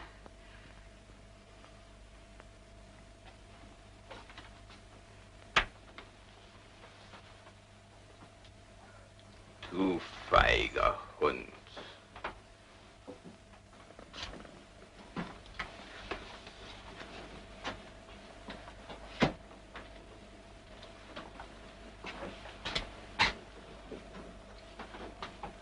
Well, we've missed the Brandenburg. She's probably well inside the Kiel Canal by now. Looks like the end of a trip, sir. Hmm? Yeah.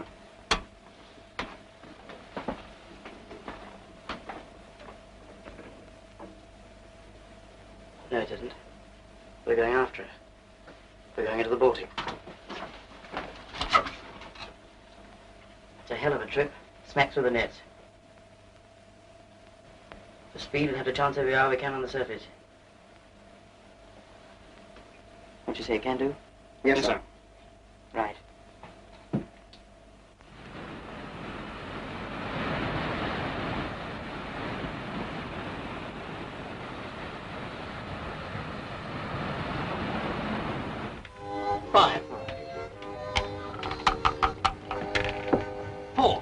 Go again, my boy. Come on. Room. What are you steering? Make it 015.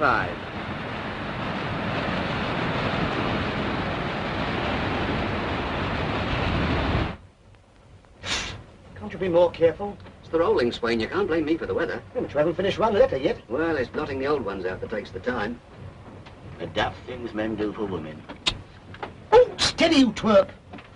No, I shall get cross with him one of these days. Up, spirits! I can do with a tot after this torture. I didn't know it was as late as that. Must be the pleasure of doing you, Swain.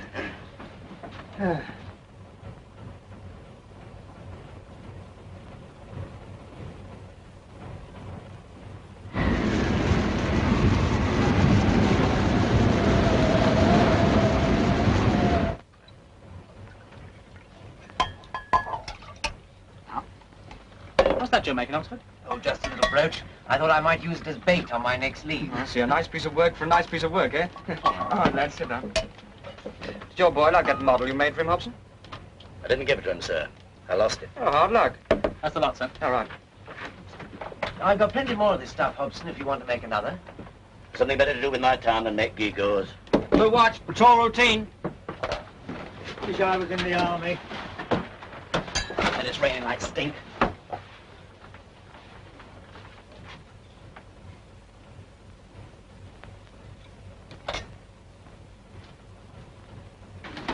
How is it, sir, apart from Laos? Low visibility still holding. Good. Getting the big stuff soon. Keep your eyes keen. Bridge! Permission to ditch gas, sir! Put it into right, chum. Okay. How is he, Stu? Pretty bad. Poor little bastard. Oh, no wonder Butcher called him a bit of a oncer, didn't he?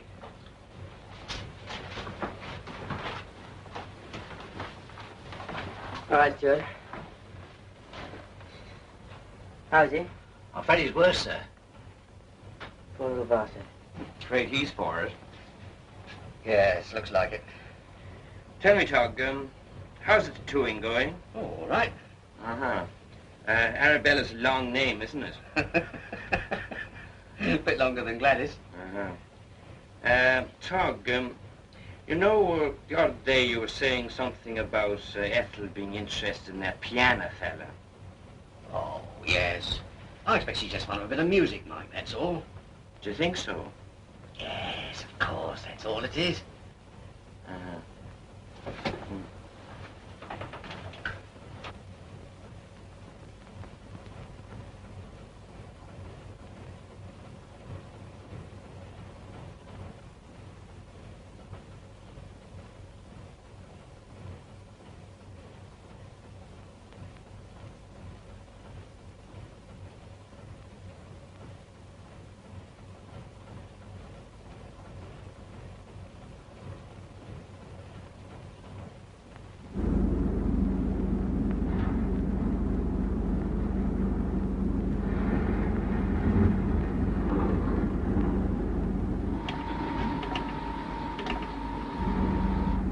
Stop both. Pull us down together. Stop both. We'll stand together, sir.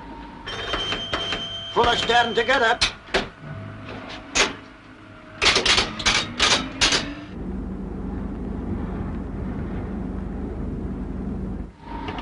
How's it now?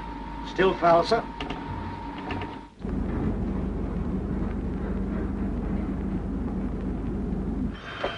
Look down, slow ahead.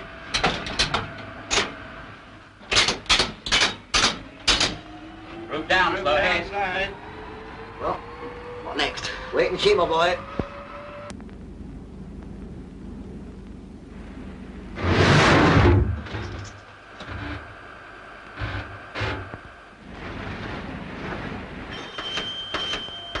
Full of stern together.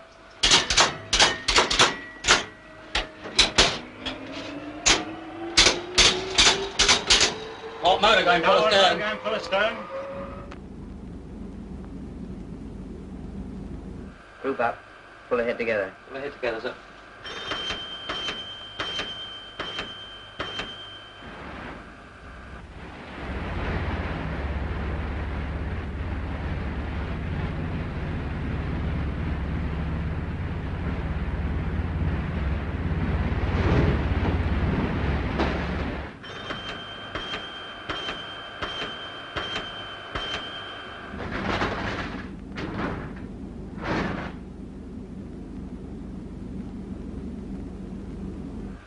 What's the betting we get through next time? You know me, I don't even bet on certainties. Full ahead together, then.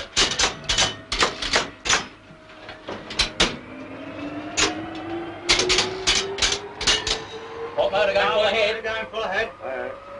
I'll bet you 5 bob we don't. You're on.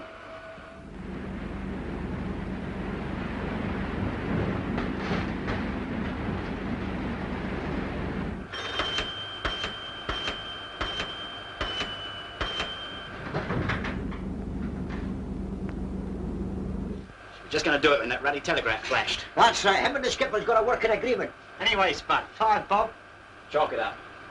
Look up. Pull ahead together. Pull ahead together, son.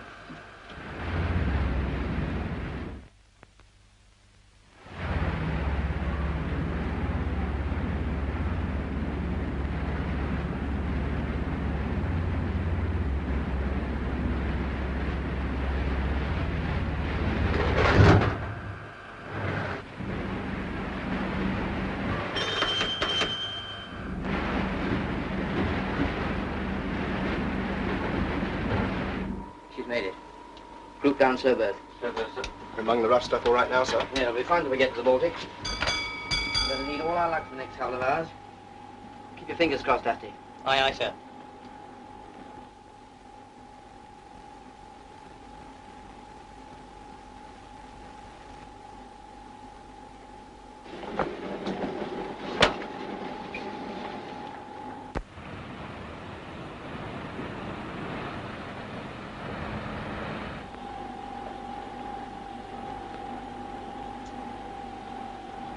No sign of a ship, sir.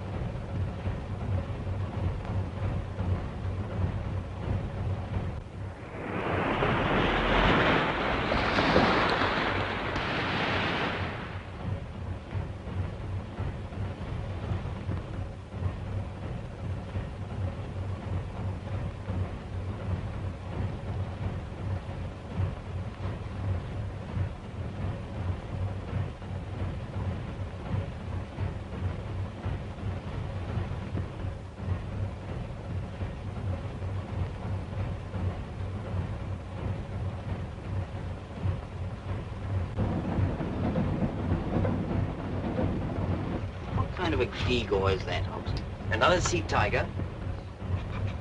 No, it's the Brandenburg. Probably all we shall ever see of it.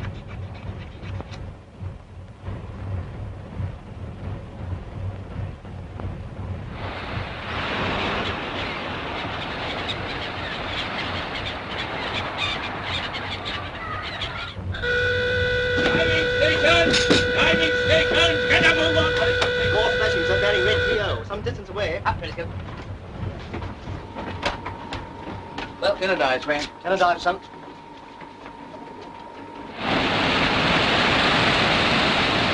You're a lift your bloody pipe with the low heat on, but I ain't done nothing about your finishing plates.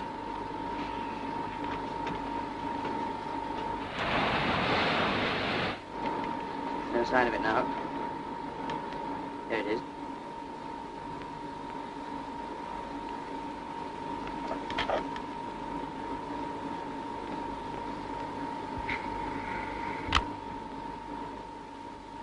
Wish we had more light. Can't see a thing of the ship herself.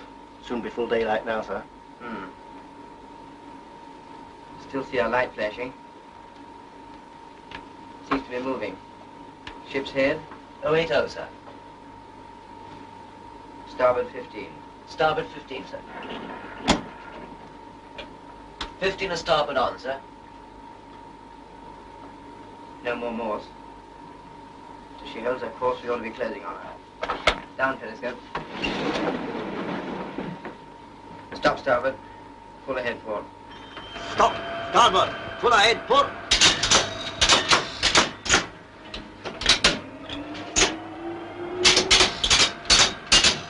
Port motor going full ahead. Full ahead, eh? Yeah, I'll bet it's a real thing this time. Ah, just because the captain sees a wee flash in their eyes and you think it's a Brandenburg. And I'm not betting with you, Spot, so don't ask me.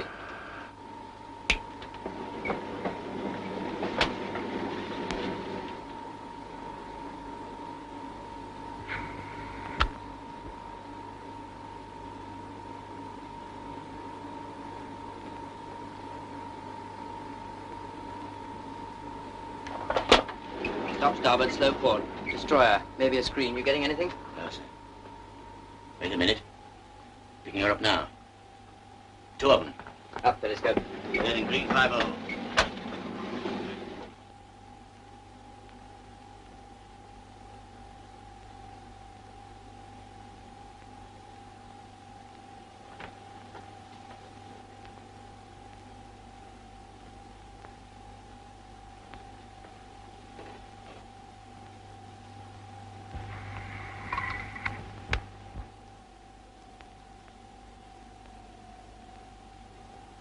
Plates.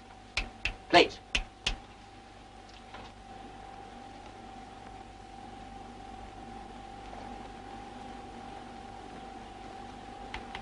It's her. The Brandenburg. Blow up all tubes. Four ends. Blow up all tubes. Blow up all tubes, sir? Blow up all tubes. All tubes? Blind O'Reilly, it must be the old brandy balls herself. Not too much rise, coxswain, for the love of Mike. Cut down the light.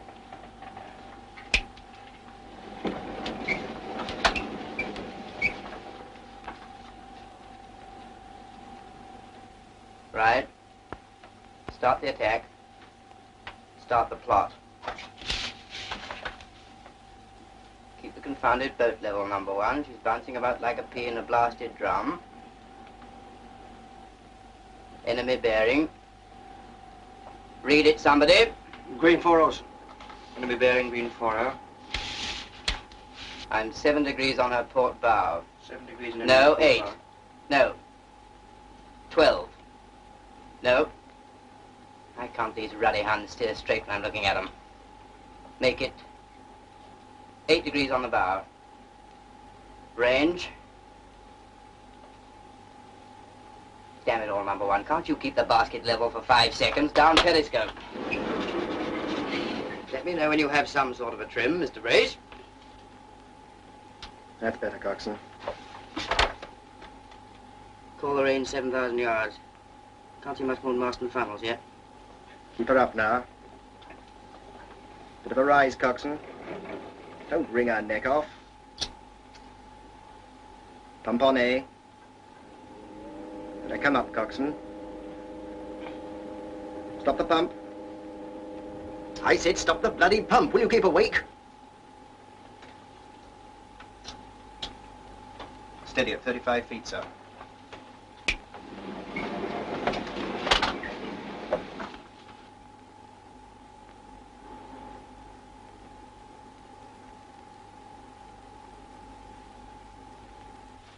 Now let's see.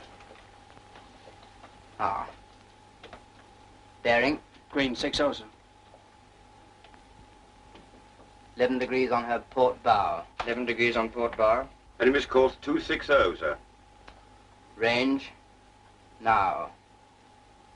17 minutes in high power. Hard a port. Hard a port, sir. Full speed starboard. Full speed starboard, sir. Hope the destroyers stick to their course. You getting anything, Hobson? Not now, sir. Looks as if we've got it on a plate. Stand by all tubes. Depth settings. Stand by all tubes. Use Depth hard a port, settings. sir. Swinging to port. Stand by all tubes. Depth setting. Don't forget what I told you, number two. Go through the drill same as if we were in Blockhouse Creek. And for the love of Mike, keep your eyes on that reservoir pressure. Okay, Chief. Blinking DSM for him if we make a hit, and Willie knows it. Perhaps I'll make him mayor. Stand by all tubes. Now we're off. What's up, mate? How's she go? You keep your any face out of this and leave it to me and the captain. He gives you orders, and I get him there, see? Slow boat. Steer 010. 010, sir. Idaho bearing green 60, doing 270 revolutions. Steady on 010, sir. There she is. One lovely battleship.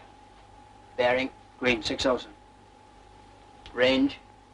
23 minutes. 15 degrees on the port bow. 50 feet, number one. 50 feet, sir. Last range 3,000, sir. Gives us a speed of roughly 30 knots. 30. Bit much. Make it 25. Right. Bring the boat up. Clear away attack periscope. Group down. Group down, sir. Hydrophone bearing. Bearing green 59, sir.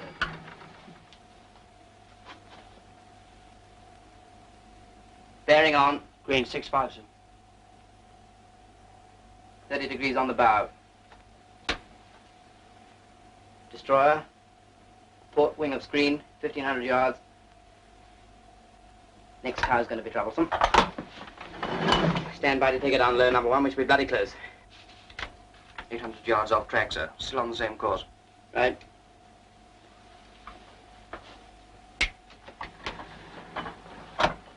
Well.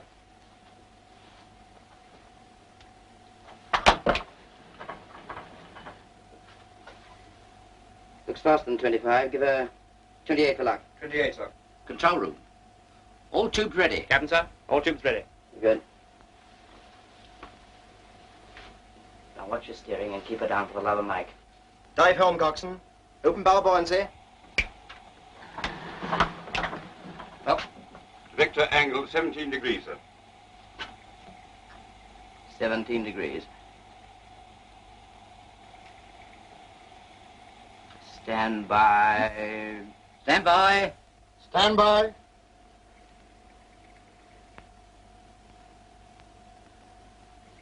Fire. Fire. Fire. Ah! We're gone. Where you gone? Oh. Five gone. 6 gone. All torpedoes fired, sir. All 6 running, sir. Take it down, number one. Cross the word stand by for depth charges.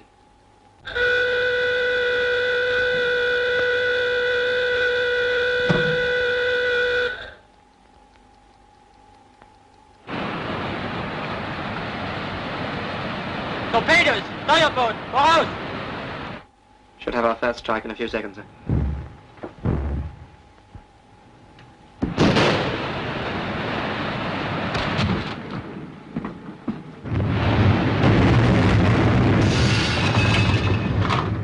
Keep her right down, number one. Stop both. Stop both, sir. Steering and planes in hand. Steering and planes in hand, sir. Pass the word, all hands. Keep quiet in the boat. Keep quiet in the boat. Damned if I know if we hit her. What do you think, Hobson? I wouldn't swear to it, sir. It's hard to tell with these depth charges.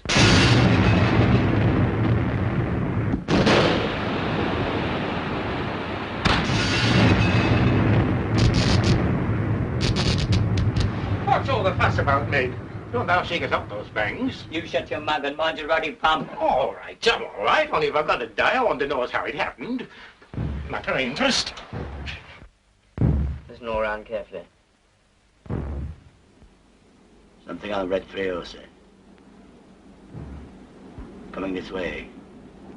Increasing speed. Coming into attack. Steady bearing. Damn.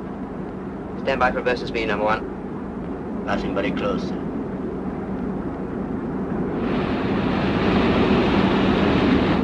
Passing overhead now.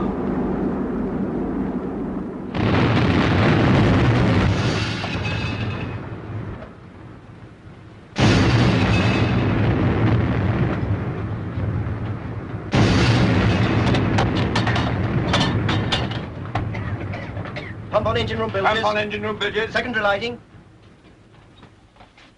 Hold her up, coxswain. Can I use speed, sir? We're dropping by the stern. Half ahead together. Half head together, sir.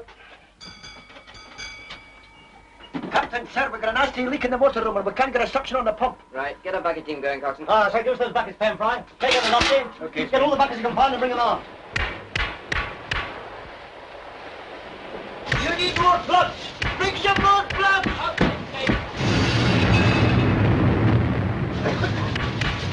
Come on, boys. Play around with these. Don't forget the dive. It's got off of mine.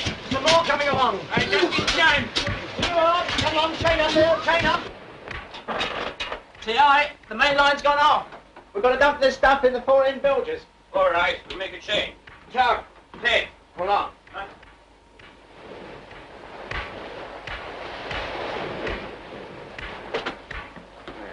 Du, Hans, ich glaube, der Fritz stirbt. Na, wenn schon.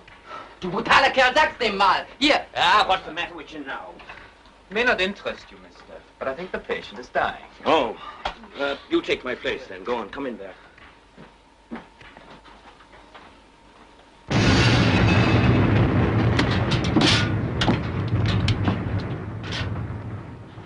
Now, don't you be worried by them bang.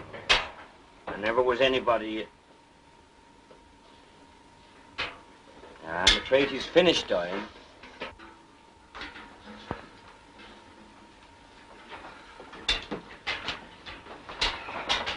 He's dead. I report to the captain. Okay.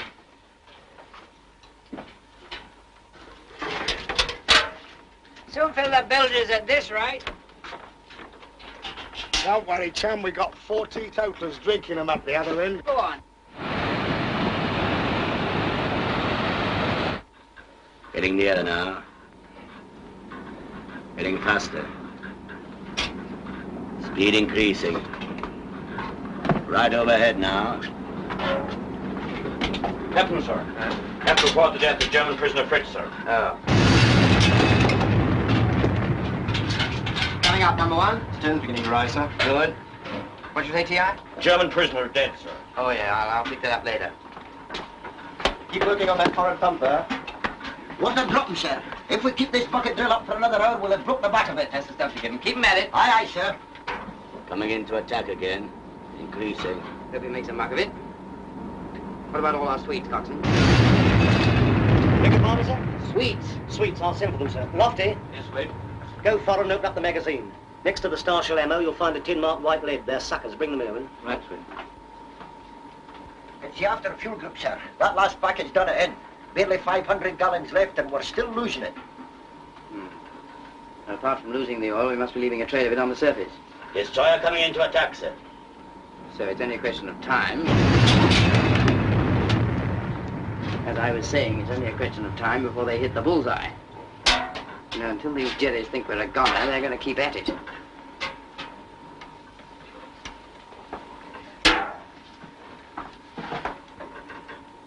Talking of jerries, I wonder. Coxswain. Come on, hurry up. We haven't got all day. Talk about bundles for Britain. That's not funny. Here, what are you taking that up for? That won't float. Oh, we'll be washing. You put those papers in his pocket? Yes, and I put in that old stopwatch, too. Okay. Was machen Sie mit dem? That's all right, Cock. Don't worry.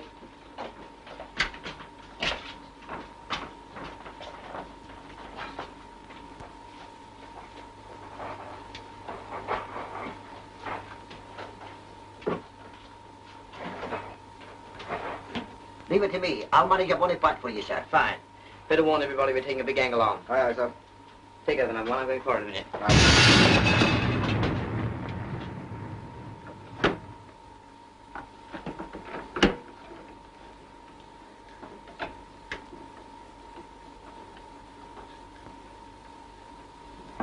Everything set? Yes, sir. What is number 1 tube, sir?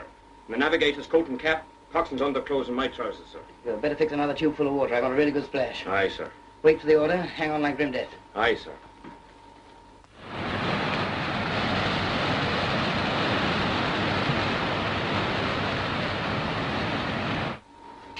Pass the word to all compartments. Watch out for us taking steep angle. Pay attention there from the captain. Look out for standing on your ruddy heads. Stand by. Fire. Blow out oil. Power 1. Number 1 tube fired, sir. Open bow buoyancy. Flood A. Flood B. Flood Q's. Well, that's what I call a nice, quick funeral.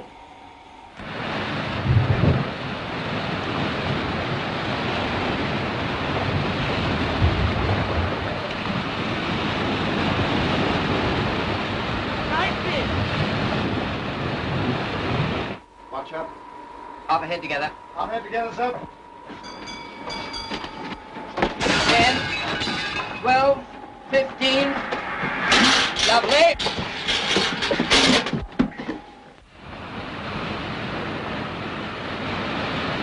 Stern's well over the water now, sir. Stop blowing aft.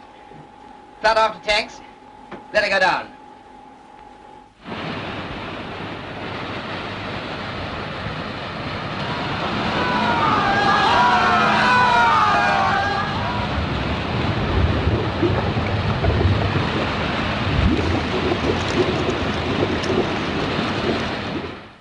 The latest example of the British Admiralty's foolhardiness is witnessed by the fate of the submarine Sea Tiger. This unfortunate vessel entered the Baltic to make a senseless attack on an unarmed fishing smack. It may interest the wives of the crew of the Sea Tiger to know that she is now lying a total wreck. You ought to be ashamed of yourself listening to that pack of lies. I hope you're right, Mrs.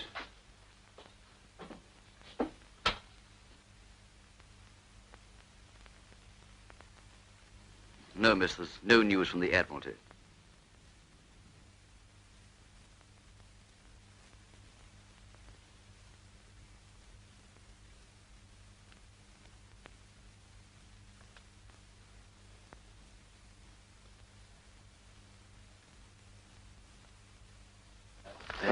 Cheers, boy. We'll have a drink, Scratch? No, thanks. Oh, come on, it'll make your beard curly.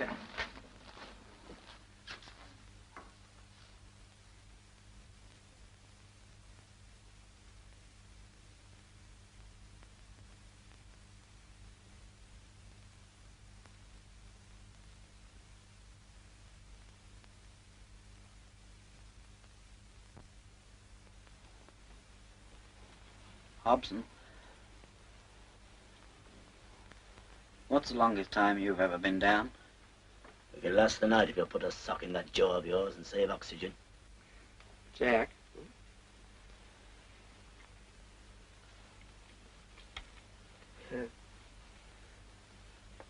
What's that? It's a fly. It's known as the whirling dun. In my part of the world, the biters fairly fight for it. I believe in a cod's head on a big hook. Yank 'em in. No arguments. Do you hear that? Do you hear that? Stand by for the captain. The captain speaking. Well, there's no need for me to explain the situation to you. You all know it. I intended searching for a tanker and hijacking the oil. But we haven't even got enough fuel left for that. We are down to our last gallons, and we've only enough food to last until tomorrow. In fact, just about one decent meal for the TI. Now I've gone into the matter very carefully, and what I propose to do is this. About 20 miles to the northwest is the Danish island of Hago. I shall bring the boat close in during the night, give every man a chance of getting ashore, and then blow her up. Sorry it's come to this, but I'm afraid there's no alternative. Thank you for your loyalty and help. That's all. Right, come forward, number one, will you? Let's figure something out. You know what this means? Internment for the rest of the Ruddy War. Perhaps a prison camp in Germany. Go on, cheer us up. Why don't you make it a concentration camp? What's up, Hobson? Where do you think you're going to? What's biting him, I'd like to know. Well, actually, it's just a question of these tides. Come in. Excuse me, sir. May I have a word with you? Yeah, what is it, Hobson? Just a minute, pilot. It's about what you've just been telling us, sir. If I remember rightly, there's a little port called Freihaven on the island of Hago. I called there once on a Baltic run just before the war. Well? Well, what I was thinking, sir, it's bound to be pretty busy there these days, and there's almost certain to be oil somewhere about. Well, if I could slip ashore tonight, I could sneak into Freihaven and find out the lay of the land. And if there's any oil handy, I could flash you a signal. You could bring in the boat, and we could hijack the juice. Even if we didn't get away with it, we couldn't be any worse off. I wonder. I could use one of those Jerry's uniforms. I could get by anything in that. You thought it all out, didn't you, Hobson? Supposing you were stopped, what sort of story could you tell? Well, my plane might have crashed in the sea. Both my mates killed, and I could have got ashore in the dinghy. Why not? I don't have to remind you that if you're caught in a German uniform, it won't just be a question of being taken prisoner. You know that, don't you, Hobson? There's nobody to shed any tears over me, sir. It's not going to be easy, getting into a strange harbor at night. We'll take a crack at it. All right, Hobson. Ask the coxswain for the prisoners' uniforms, pick one out, and be ready by dark. I wish I could come with you. Your German might not stand the strain, sir. Yeah, maybe you're right. All right, Hobson. Oh, thank you, Hobson.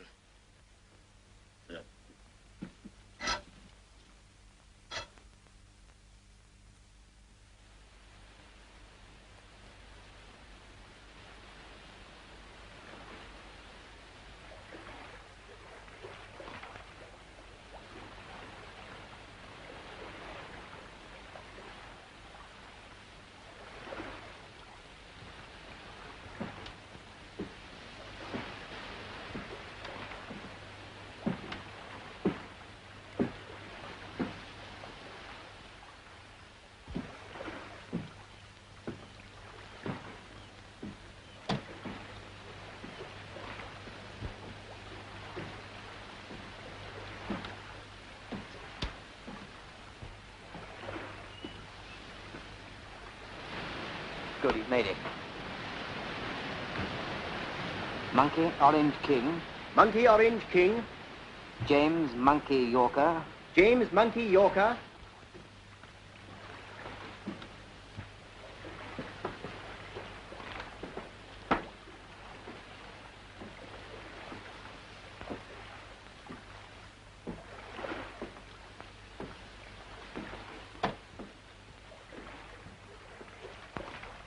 Sugar Charlie. Sugar Charlie. Thanks a lot. Keep a sharp lookout, number one. I'm going out to help you, Ted. Aye, sir.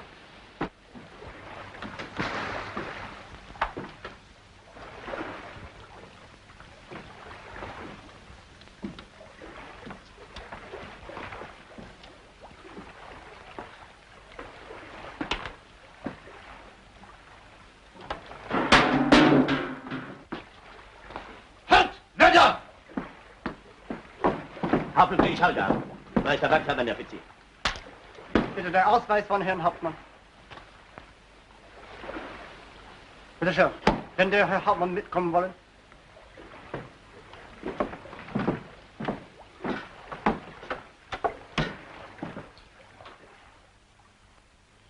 Ja, was ist denn los? Immer... Sein, Herr Hauptmann. Guten Abend, Herr Febo. Zum Befehl, Herr Febo. Ausweis. Ich bin abgeschossen worden. Oh.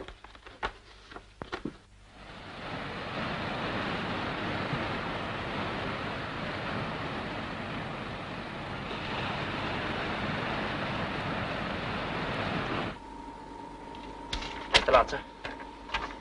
Have located loaded oil tanker, port end of the pier, depth 8 fathoms, everywhere. Good, he's remembered everything. That means we can go slap in at periscope depth. Come on, Dolly.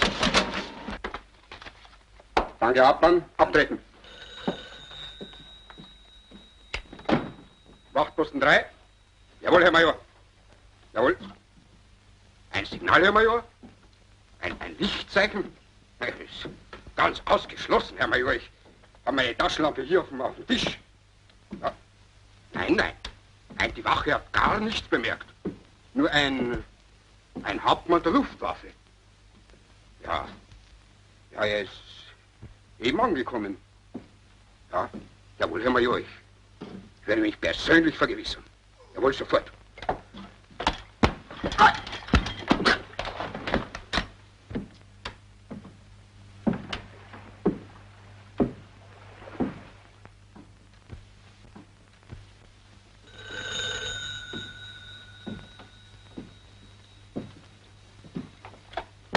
Hallo! Was ist denn da los? Hallo, hören Sie? Was bocken Sie so? Herrgott, was ist denn los mit der verdammten Leitung? Aber Wetter, will doch jemand!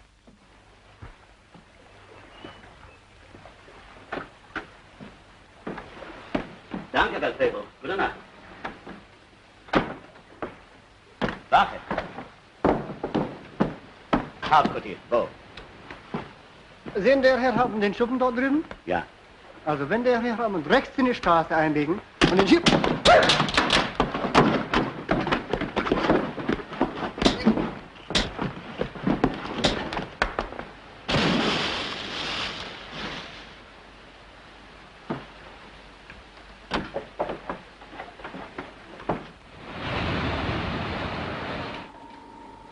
Can't see a damn thing.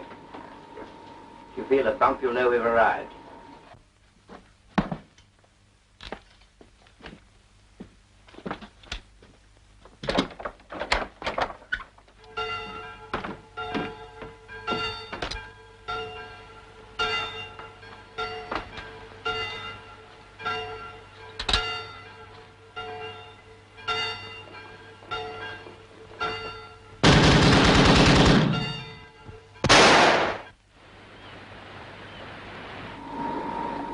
We must be well inside the harbor now.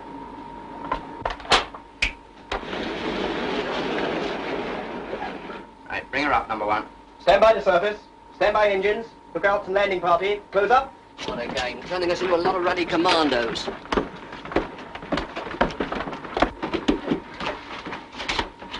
Surface. Surface. Blow two. Blow jeep.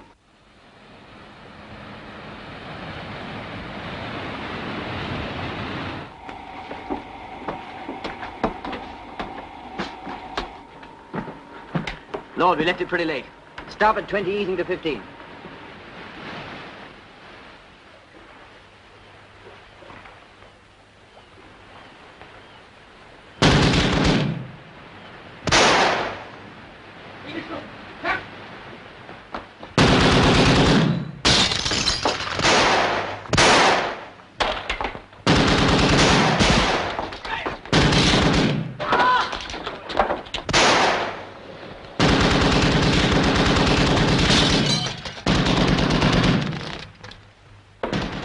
Sounds if Hobson's in trouble. Get your party ashore and keep the jetty clear, Officer.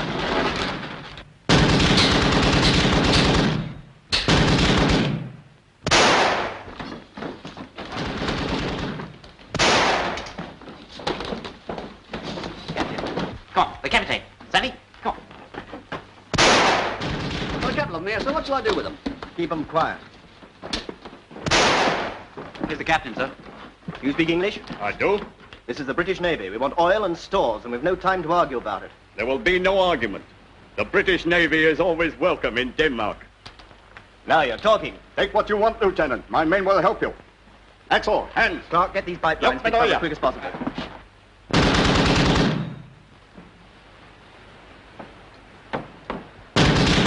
That's one of them. Wait a minute, sir. He's firing inshore. Might be Hobson. That's Hobson, all right, sir. I'll dress him up. Yes, I believe you're right.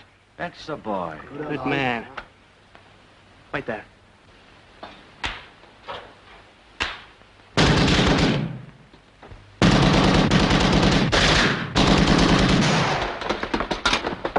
Well done, Hobson. Having a good time? Fine, sir. About time some of you blokes turned up. Another ruddy machine gun.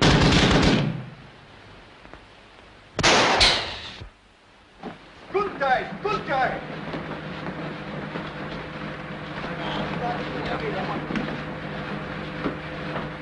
Dusty, tell the captain it's coming through, all right? Right, Chief.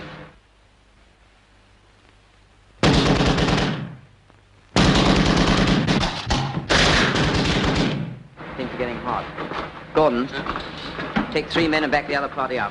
Hang on till you get one blast from the whistle, then beat it back here, help a leather. Right, sir. If we can't hold them, I'll tell Johnson to give you one green very light. Might have to get clear, sir. Come on, Adam, Red Dogger.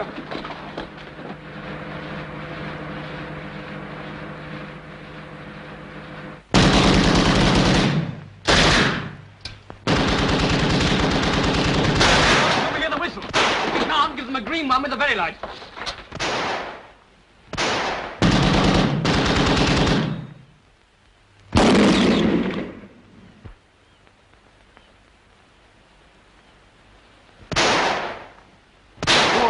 Yeah, I think so, sir. Come here.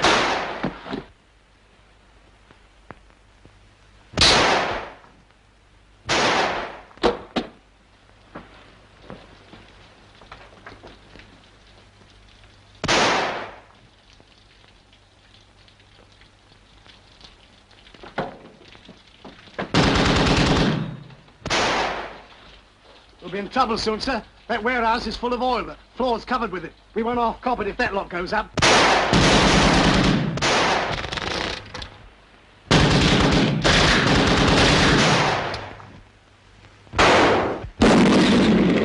All right, Hubble. Shall I take over for you? No cause for panic. Control room. Find out how we're going now. Captain, how you Tell him I want a lot more yet. Never mind that. Ask him what his gauges are showing. Ronnie, we're out of ammo. How much have you got? There's about enough for a couple of bursts, sir. Better save them. Aye.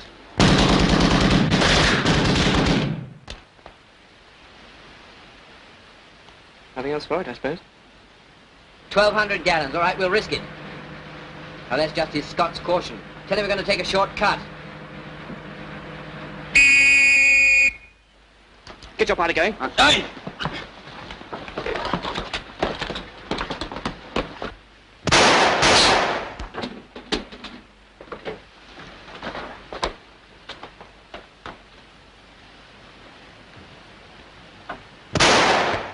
Man for rest of push! I'm coming. Get going, T.I.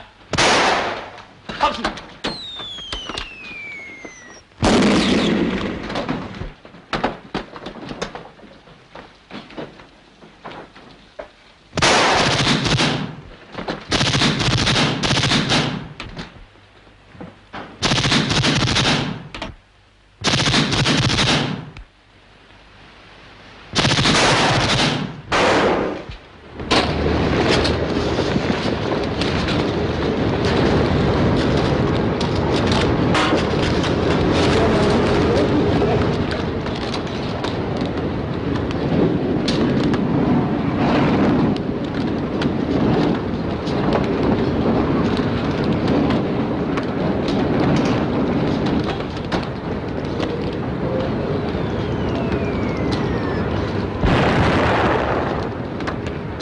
Lend a hand here.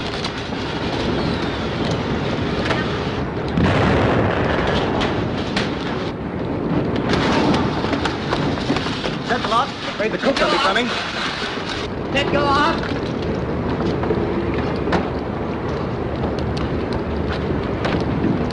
Hop stand together. Right, sir. Thanks for the oil.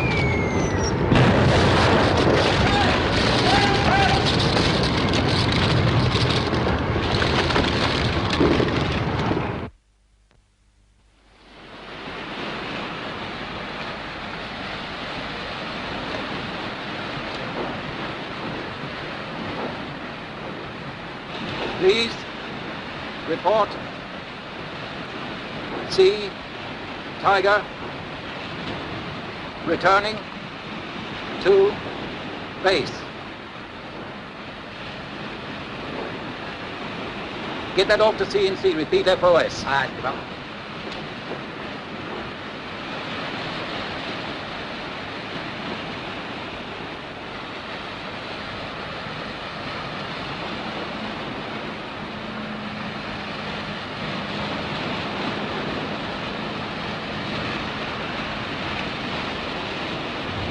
Probably surprised at seeing us. What are they saying? Congratulations. On. Thinking. What? Well, I'll be... The Brandenburg, sir. Blimey! Blimey! Perrum! Perum's up. We've sunk the Brandenburg! We got the Brandenburg! We got the Brandenburg! Blimey! We got the Brandenburg! We got the Brandenburg, sir. What? We got the Brandenburg! What do you know? We got the old Brandenburg!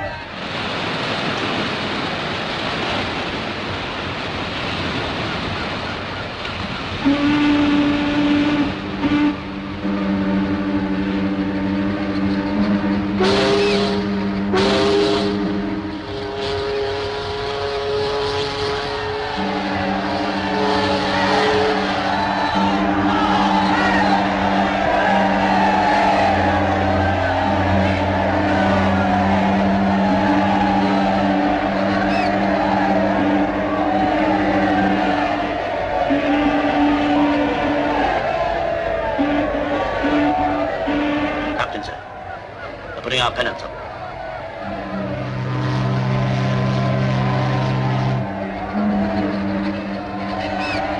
Well done, P61.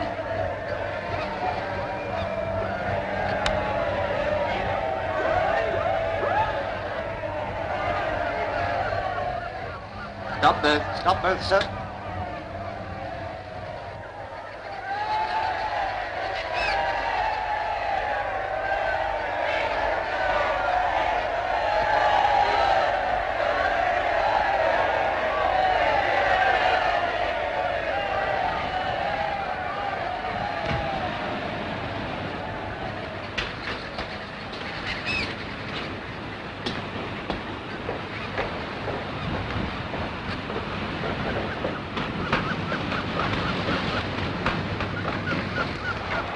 Grand job, Taylor. Thank you, then.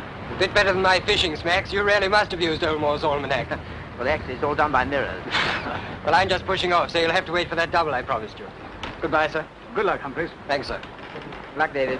Thank you. A nice work, friend. Well done, Thanks well very done. much.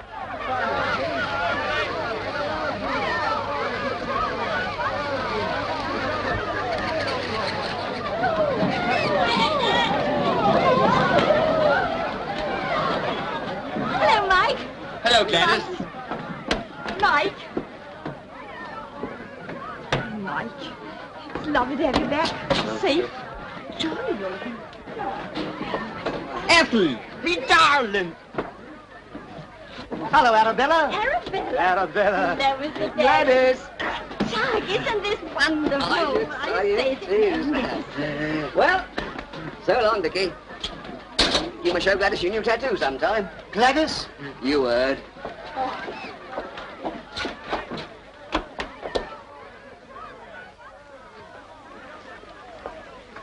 Daddy,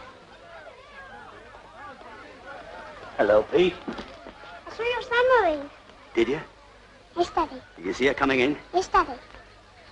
You didn't know she brought a battleship with her, though, did you? No, Daddy. Look what I've got for you here.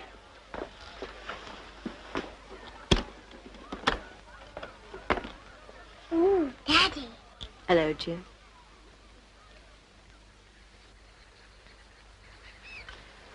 Hello, Alice. Mummy, Mummy. Look what Daddy brought me. A battleship. Yes. You better be getting home.